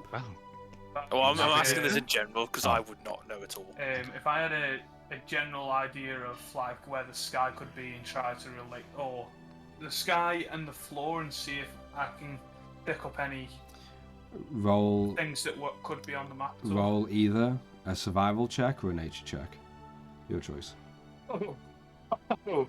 It's gonna be survival. The druid that doesn't like nature.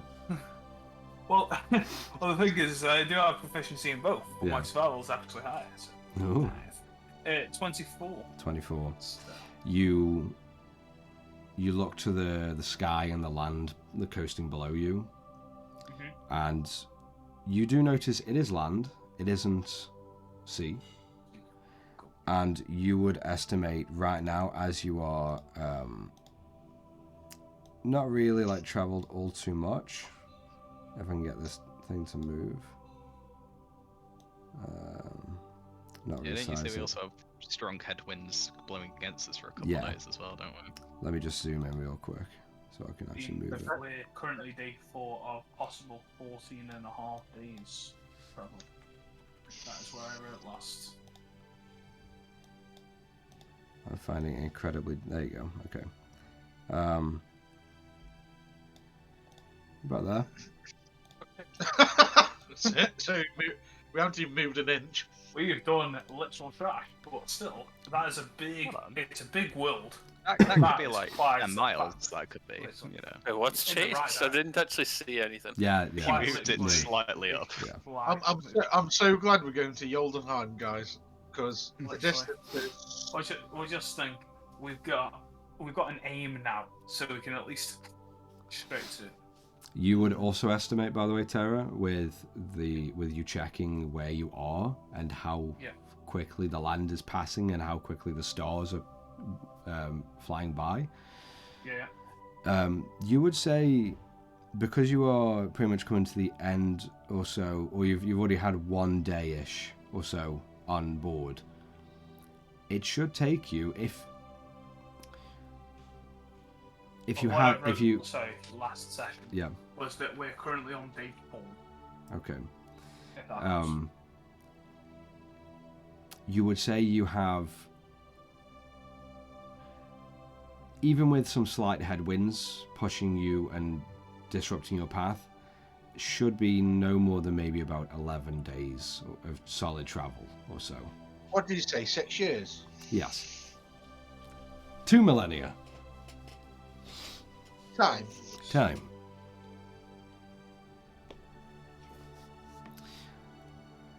Cool. I'm going to point us in the general idea of where Raylop has tried to say about the southern dock, but it's just a little bit underneath it. Sure. Okay. And then I'll kind of like say, I think we're on the right direction. Then. So, once we go past the sea and start going back over land again, we should be roughly here then. And I'm going to like point to that part of the coastal part outside of Ferris Weir. And so, around about there, Theron, you let us know if we actually need to stop and get some supplies. Our survival and hunger literally depends upon you. I don't know why you've given me this job, I really don't. Well, it's a great chance to prove yourself, because you'll have, 7 hungry mouths, all looking at you. Well, thank you very fucking much. Oh wait, 8, Currid's down there. And then, afterwards... Well, not for long. And then, we'll just sail out and make sure that we get into that port. We have a plan.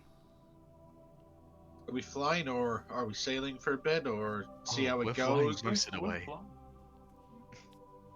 Yeah, but what's the energy source? What's making the... This Does is it run Captain's out? knowledge. Does it run out? Because if it runs out, that's something else we'll need to stock up on. Well, Mido said that it would be 12 to 14 continuous days of travel. The ship must be able to do it. Okay, if you say so, but if we just falling from the sky... Speaking of the ship, how exactly are you going to prove that you own it. Ah. So, You Tara, just go. you have "It's those my letters boat." from Bolin? I do. I'll take Nice. it out. And does it even have a seal on it as well? Like a I think he did press seal, but I don't know which copy he did. He did put a seal on, with his sigil. Excellent. Well, I'm going to get two pieces of parchment, and I'm going to write out one explaining everybody has essentially died, and Bolin recognizes the fact that we ought to take command of this ship. From that, I'll just forge his signature, I acknowledge write a and new hand him over the note. and we'll just write a new document saying that I own the ship. Okay. Well, okay. Shall we say we as a party own the ship, and then you get to run it as captain? No one's going to accept a group, are they? Well, yeah. We've got companions essentials that's in the works. That's the Our shop. empire could grow. Yes, I know. Branding. Calm down. Yeah. Not the Well, ship. Yes, but we're going to be using the ship to deliver goods. So it's a goods ship. I don't know about. Let's share ships. everything. I don't think have names. Not ship names. Yeah. We can't Whatever, have multiple do what owners. you want. Everyone will think it's fake. Do what you want. I'll be captain at some point anyway. You want what, mutiny? This one. So, Gerald, Not take shock. No, Gerald, would you like to roll a sleight of hand check for me? And are you proficient in forger's tools? I have expert forgery, so I can duplicate Hey! handwriting and craftwork. I have advantage on all checks made to produce forgeries or duplicates. Okay, so Matey's been roll a waiting sleight for of hand this. check for me with advantage. I'm not going to watch him do it, but I'm going to be if I were to pick it up, could I take it off this signature and his signature what he's just done? Sure. That is 24. 24, okay. Not bad. I rolled 19. That's You pretty good. take a solid 15 minutes or so of quiet, peaceful time as the sun still coasts across you, giving you a good enough light to sort of like trace the signature and also then just like correct any little mistakes that only you noticed as you're forging this document. And my plan on top of this, so once of course I've made the letter saying that I own the ship, and then the one explaining that it's all passed over to me, I'll then roll that up and take the seal from the old letter to then put on and reheat it. Very expertly done, as you show Tara just before you roll it up and seal it again. In Tara, you look and the handwriting as the shorthand, the signature, the way that things are written, and the space, even so much as the spacing between the lines as well as on the sides and the very tops, and how compact the words are in this very elegant but almost like drill commander like substance and writing is perfect, is an absolute match, and you find no discrepancies anywhere. Think that will pass off? I think it will. Excellent. I'm not even expecting people to know who Bolin is, but Who at cares? least it looks like someone's handed it down to us. Yeah. Okay, and you heat the seal up and seal it shut. Another issue, guys. Do we eventually tell the lore master what's gone on? Because if we're sailing around and eventually finds out, then the suspicion will be heavily on us for everybody's deaths. We can have a hope that Lil G arrives at some point. He may catch up to us. And we'll send a letter off that way. Okay. If I were to guess on miles, Sure. how far we've gone, how far we've travelled. 4. How far you've travelled? You've travelled, I'd say, roughly. On the knowledge of that, it would know that if I would know that my spell could travel that far. Roughly so far, over the past, because being on board the ship has only been how many days on board? Couple, right? 4? Yeah, 4. Yeah. Yeah, we're on day 4, aren't we? Yeah. With the interruptions and everything else going on, but still making slow progress, I'd say you've probably travelled about 160 miles or so. Interruptions. No, smooth sailing. It's been fine. Yeah. Yeah. The elements, just a breeze, dark mate. evil entity. 5 dead. Yeah. No biggie. Okay. And if we were to judge that tomorrow, how far do you think we would travel if nothing were to go wrong? Well, you'd have to roll the dice. If nothing were to go wrong from now until the same time tomorrow, Or at least tomorrow, where I could change my spell, knowing sure. that I can change my I'd say by then, say 150. Within the next few hours, I'd say you probably make another 40 miles. Okay. No worries. I think I can change the spell tomorrow. Okay. And get that. I think I can get a message out. It will be tomorrow though. How long it takes to get there? Depends. It doesn't matter when we send the message, or it does it. I don't even know. At least it would know. Yeah, but the only problem is you only get so many words, don't you?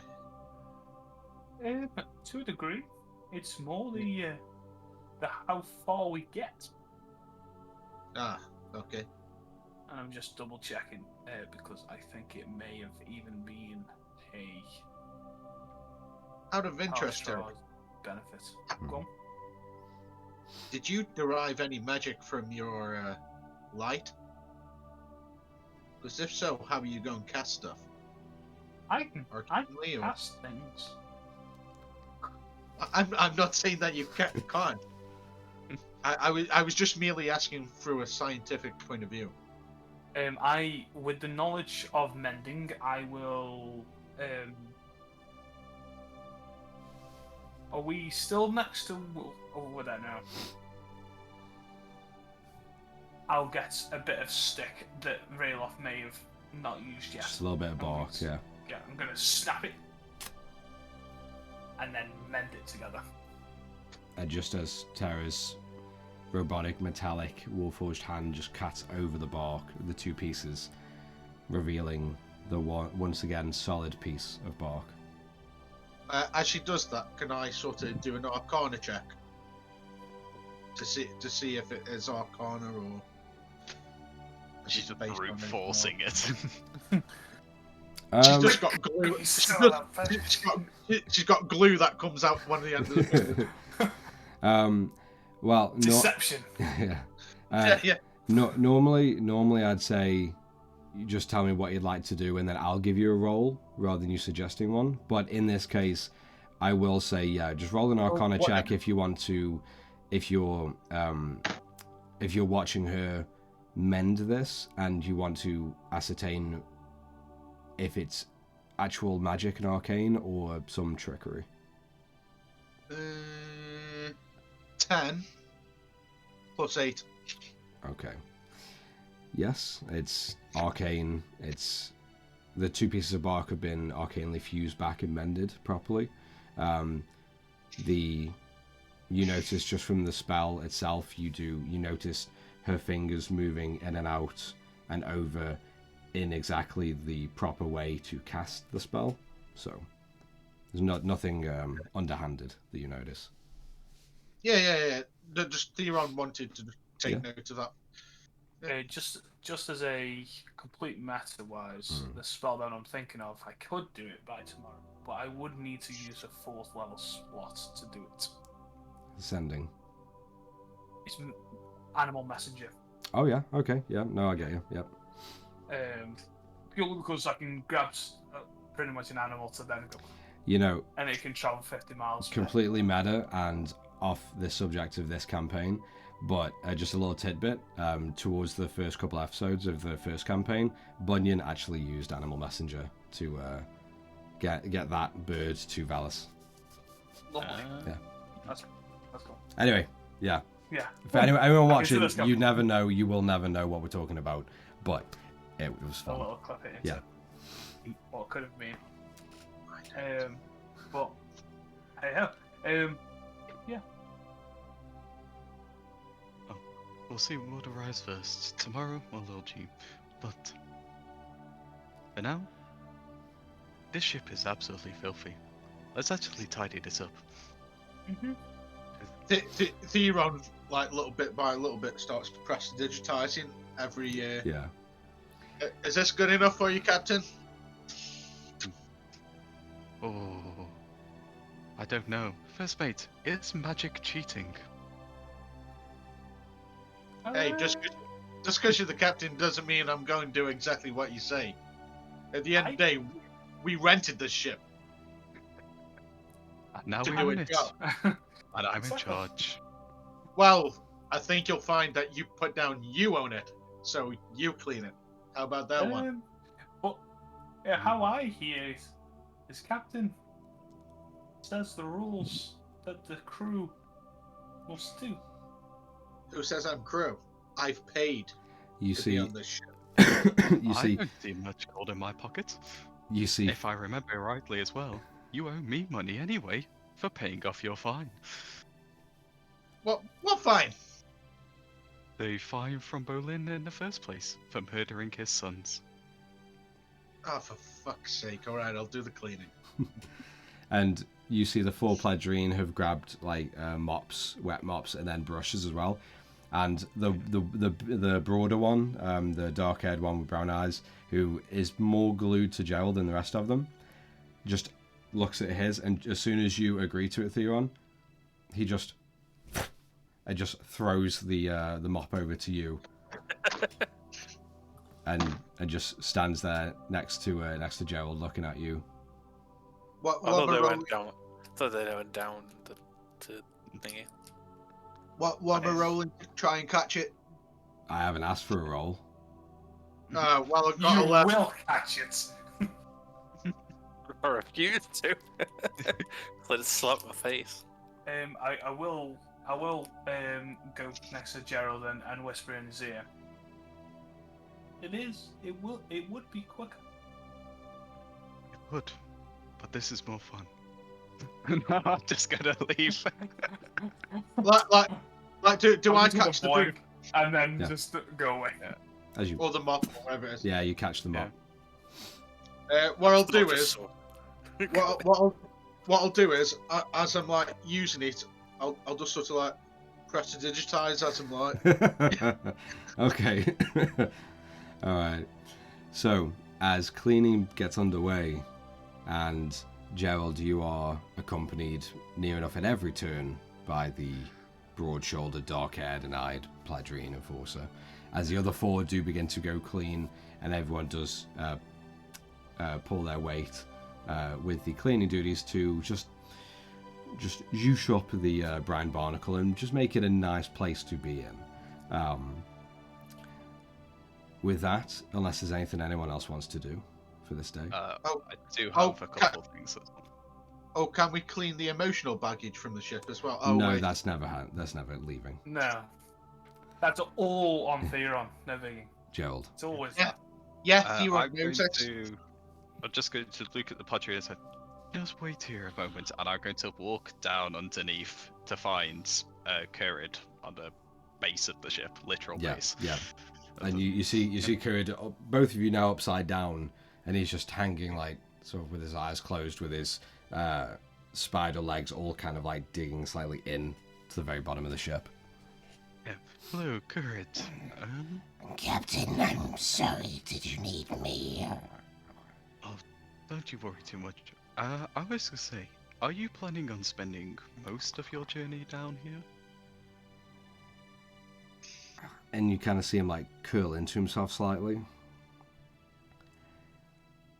After what's transpired, I just wish to stay away from the wizard for a little while.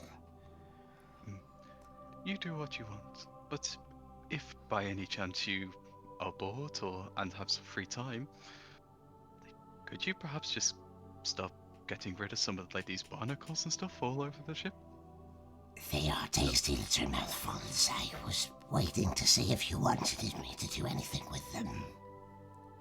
Better. You're amazing. Thank you, Captain. Yeah, from that, I'll head back up. And just as you head off, you see a few of Kurid's like legs as they sort of detach from the ship. They just kind of dig in and just begin to like curl and like scratch off some of the barnacles while he's grabbing others and putting them in a small pouch. Nice. As he gets it up. Right, and now, you could probably show me how do I even tie like knots and other things on this ship?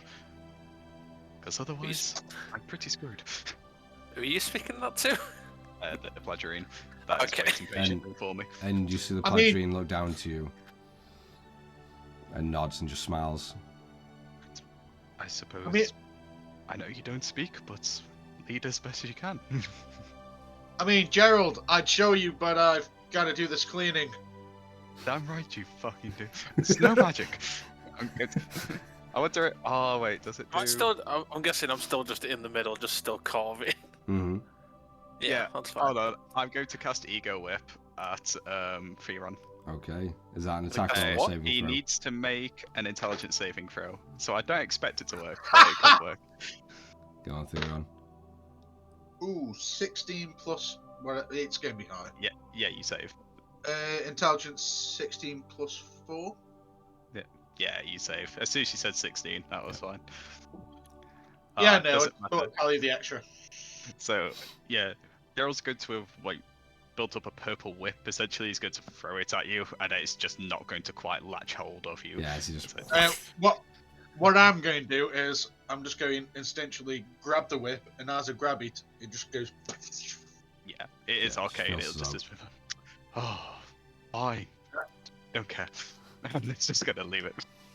And by the way, Gerald, I'm not even using this. I'm actually prestidigitizing. So fuck you. But I'm still doing it, Captain. Put his hand. Off the side. Heave her. Oh, don't take my light. Oh, it's just teenage rebellion. He'll recover. So Gerald, the Pladgerine sort of leans down and he gets a small section of rope, and he just begins to show you like different like clinch knots and nail knots, and although he doesn't speak, he has a very presentory way. He's able to show you all the angles of where the rope goes under and over and around. Roll an intelligence check for me. Yeah, I will be asking like little questions like, and that's for like the mast or that's the... And you see him like kind of nod or shake his head and then point to which part of the ship the knots would be most useful in. So 10 for intelligence. You're keeping track of things. The things you might be slipping on either is you're focusing too much on how he's doing the knot and not remembering where they're good for, or knowing exactly where they're used but missing a step or two in the knot.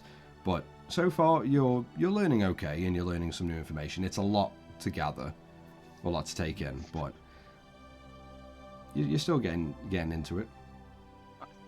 Excellent. Captain needs to know how to actually run a ship. Exactly. Now, is there anything you want to do for this day, like before we continue on, or?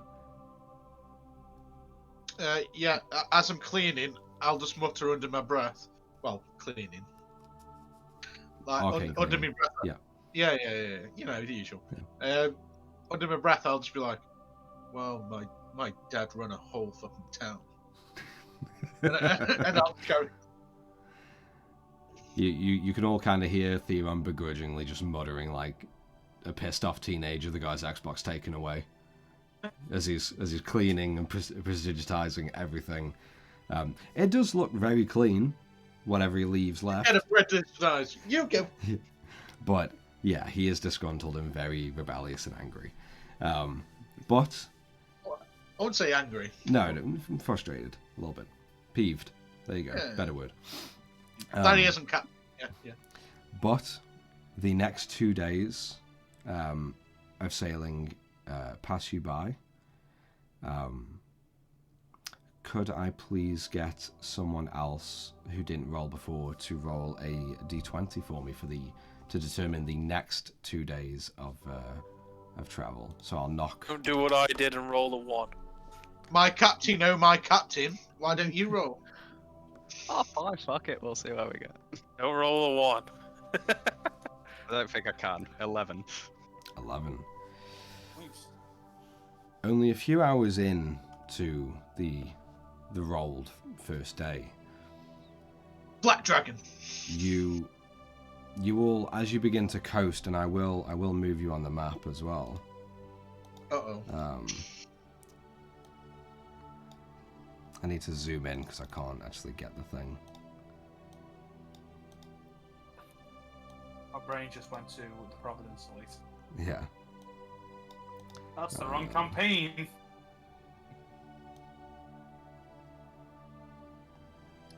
So over the next 2 days,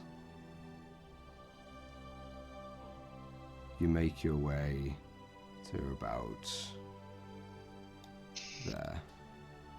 Whoa, that's a jump. I also Okay. suppose during this time, did Lil G come back? Well, I will just ping it on the map so everyone else can see. So you've moved just to the very northeastern corner and ridges of Growldeem in these 2 days, as the journey has not been halted by crosswinds or anything. What you do find is along the first day, you find another skyship that is small, like your own, if not maybe a little bit smaller, maybe more of a personal sort of 4 or 5 man flying vessel, and it's very weakly, like it's still floating in the sky, but you notice it's off kilter slightly, and as you pass you can kind of hear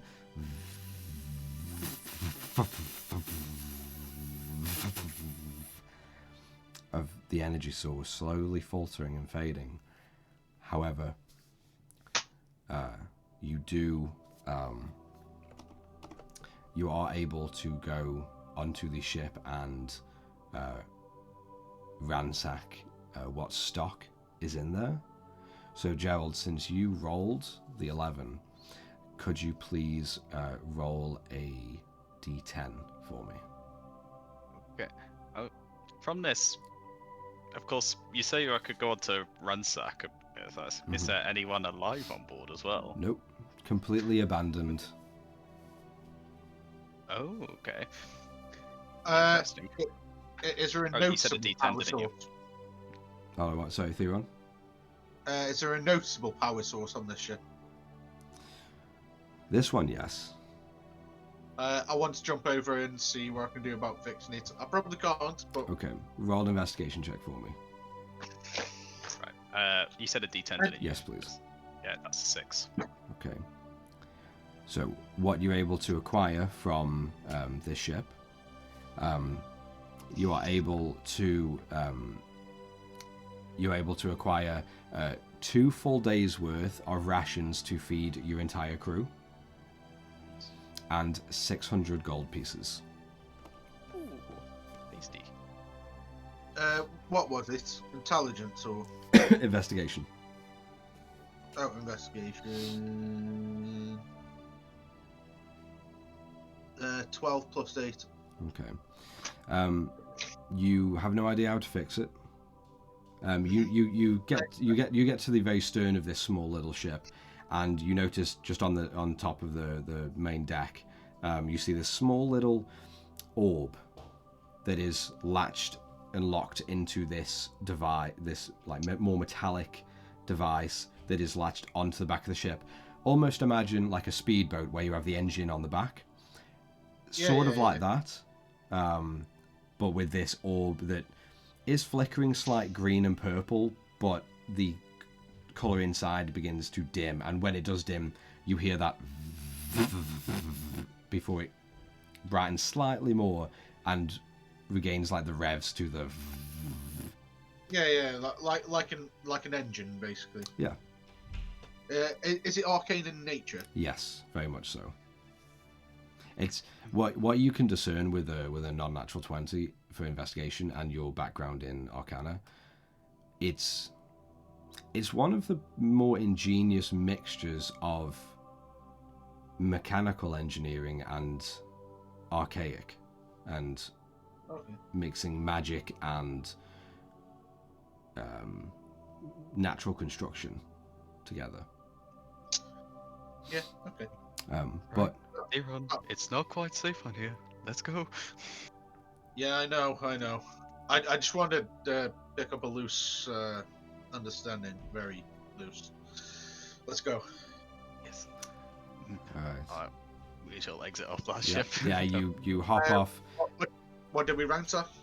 You was 2 were able days to of get 2 rations. days worth of rations for the entire crew, and I also don't need count. yeah, Great. and also 600 gold.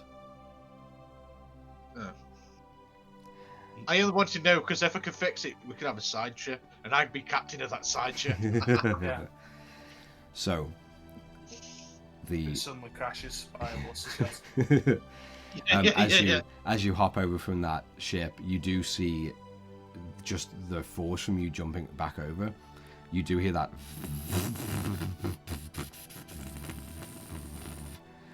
and as you sail away and continue to fly, you look back and you do see that ship ever so slowly just juddering and slowly losing altitude. Well, that was good timing. Time. Yes, you almost got us killed just by observing an orb. Yeah, But there was a anyway- purpose to that. But anyway, wasn't it strange there was no bodies? Nothing at all? Yeah, it's strange, but isn't it also strange you haven't told me what the power source is, and we can quite clearly see from that ship that they do actually fail at some point.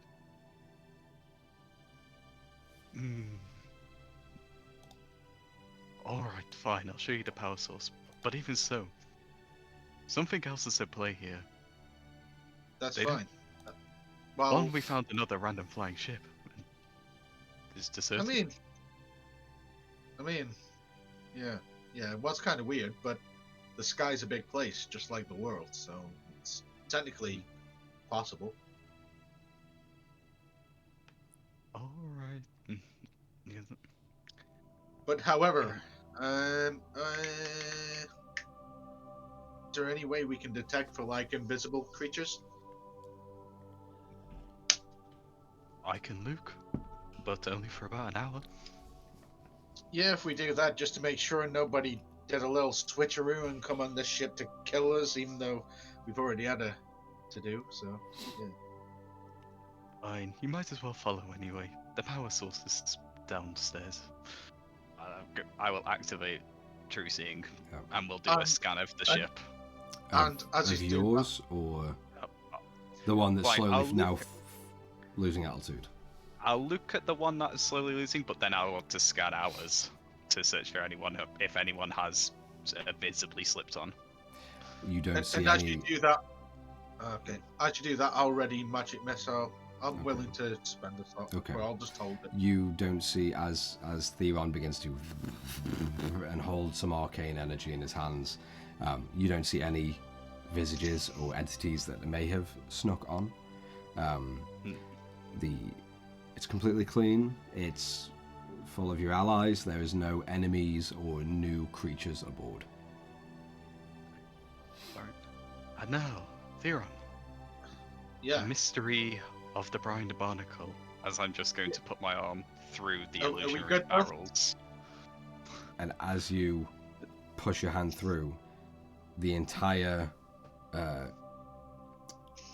illusion of the barrels stacked on top of crates just and flicker away. And as that happens, you just see the interest, and then that spell that I'm holding flickers away. It's like, oh. And as the illusion dissipates, Theron, you see this large diamond, this jet blue and like obsidian green diamond that is just set off kilter in a large platform made of metal and, from what you can tell, maybe even stone, that is just set into the floor of the galley. Yeah. I expected as much. And the entire galley now, as the illusion fades, it is now lit in this gorgeous, like, gentle cyan light that is being emanated by this large crystal. And the crystal itself is, I'd say, about 6 feet tall and about 3 or 4 feet wide. So it's actually quite big, really. Yeah. Like, yeah. Well, I don't want you messing with this and causing us to crash. Yeah, okay. I won't. Don't worry. I already fucked up once in my life from my hometown. I'm not going to go there. I'm just going to study it without any experimental things going on. Mm-hmm. Okay. Is there anything anyone wants to do over these 2 days of travel that you've rolled for? Yes. I will also assign a Pladrine for when he goes down there and is by the thing. It's like, he does not touch that crystal. And you see this, the smaller man, but still strong and like more stout, kind of just nod to you, Gerald, and escort Theron. Anytime he looks like he's going to the galley, Theron is escorted by by one of the Pladrine who has is balding on top and sort of like friar cut red hair, or friar tuck, like red hair, like a small bowl, and a little bit of a sort of like messy, like puffed beard. But he is a little bit shorter than you, Theron, but he's sort of like stout, almost like a walking barrel of a human. But he is the one escorting you. I'm just going to watch the orb and do the stocking in the meantime. See inventory, make an inventory. Okay, as you go over inventory and you keep glancing at this large crystal, because this one's a crystal, not an orb. The one on the other ship was a small orb, but this one is a large crystal. Is it still wrapped within an orb or just a crystal? No, this is like. This is imagine a diamond that has just been set freely into like a cut crystal. Yes. Yeah. Okay. But is there any mechanical things around it? Yes, a few. Okay. Yeah. So. Yeah. Mainly just you don't know if they're like to stabilize and keep it in place, or they actually have a use and they interact with the crystal and its arcane power. You have no idea right now. Time. Tara. Yes. So I want to ask you as a DM a question. Sure. There's a spell that says that diamond dust. Can I grind down diamonds to make dust, or do I need to go to someone to grind it down? Depends. Have you got anything you could realistically use to grind diamonds down with? It's right now. It's probably going to be my metal fists. You know, I'll say roll a strength check for me. Keep doing this. Roll a strength check. What diamonds? Material on the planet. Not gonna happen. And so 5. You just with the weight and the surface against another hard surface. You crack a couple, but nowhere near grinding. Okay. You know. No worries. I'll pocket that amount that I was meant for grinding. I am, though, on the first day. Well, when I wake up, I'm going to meditate enough to change my level 2 spell slot to the Animal Messenger. Yep. And sends the message to a bird that eventually flies past.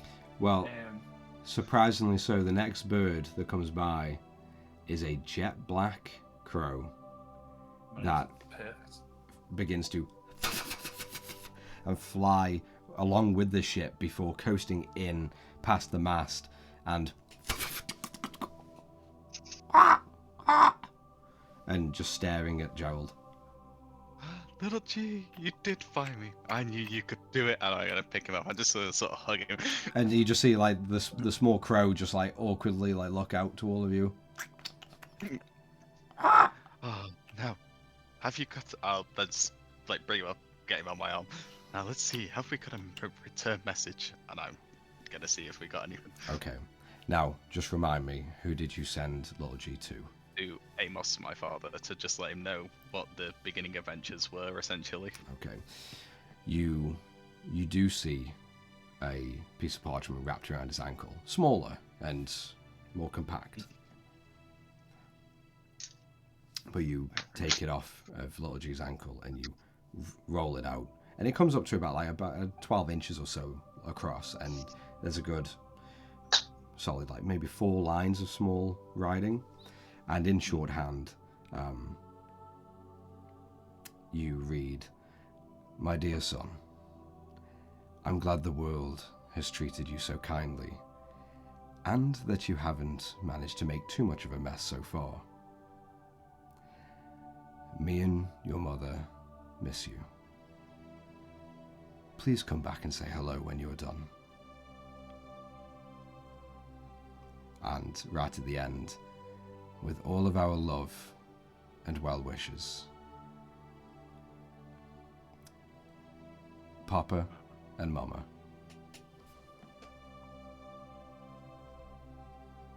No, Gerald's good to leave. Actually, quite elated from this. And thank you, Little G. You've done me a great service. And you see Little G just snuggle in. And Tara, you kind of watch this weird scene between Little G and Gerald, as Gerald noticeably gets happier and a little bit like his eyes turn a little softer as he reads this note. And just as he finishes, you see a small bird just coasting past you, and you begin to whistle and call it over, and you see this bird almost like just changing its path near instantly to you as it and kind of like almost like a robin, but just like hops onto the ground. I'm going to try to push it up onto my hands. It just happily.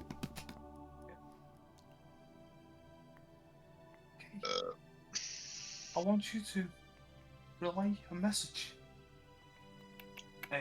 Putting into my attempting to put arcane into it, to say,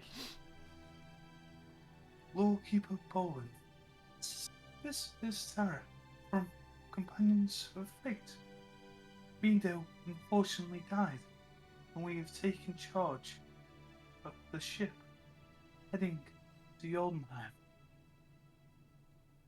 That's literally 25 words. Okay. And I'll usher it off. And it kind of hops a couple times, and it turns to you.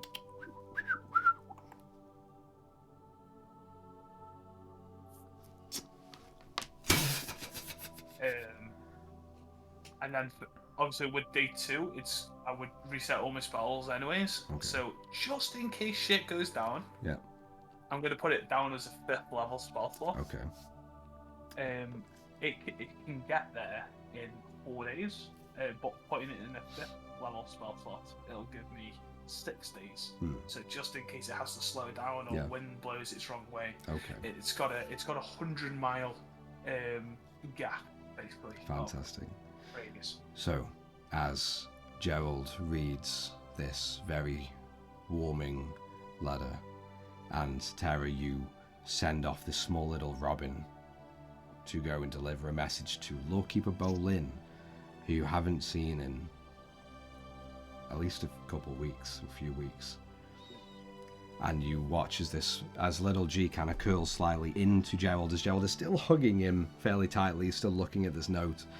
And across the voyage and the ship, Terry, you watch as this hummingbird just off into the morning air and coasting along the vast expanse of the sky that coats all of Valdur, in hopes that the message relays and gets back to Lawkeeper Bolin. And just as those 2 days of the voyage, or the next 2 days, come to a close, they revert back to Miss Falls for the second day. Yeah. And that is where we're going to leave tonight's episode. Coming back next week to continue the journey, and after a very quick 4 days worth of travel, see where we can get to when we come back, and see how far we can get. Yeah, that was really heartwarming at the end, wasn't it? Just, it was lovely. Absolutely fucking lovely, mate. Lovely, Jockey. Lovely fucking jubbly. Now, we just want to remind everyone that we will be playing next week on the 19th, but after that, that's 2 weeks away for Christmas and New Year's. I do... Rayloff, just before we go, I want to give you a point of inspiration for the RP earlier, which I found really, really cool and really good. Just watching Rayloff go through all the whole emotional process of it for a mean badass barbarian, it was fucking sick. So yeah, you did a great job. Everyone did a great job, but don't fucking look at me with the puppy eyes, because you know where that ends up, and everyone gets fucking everything. Or everyone dies. One of the two. Yeah, mostly the death. Yeah, mostly the death. All right, well, for everyone who's stuck around, thank you. It's been depressing. It's been a sad episode, but it's been fun. It's been really uplifting. So we're all happy now, and I guess we get to see where it goes next episode. But with all that said and done, thank you. More tentacle hooks. More hentai and tentacle hooks. That's what we need in this campaign. Anyway, with all that said and done, thank you very much for watching. It was a lot of fun, and we'll see you again next time.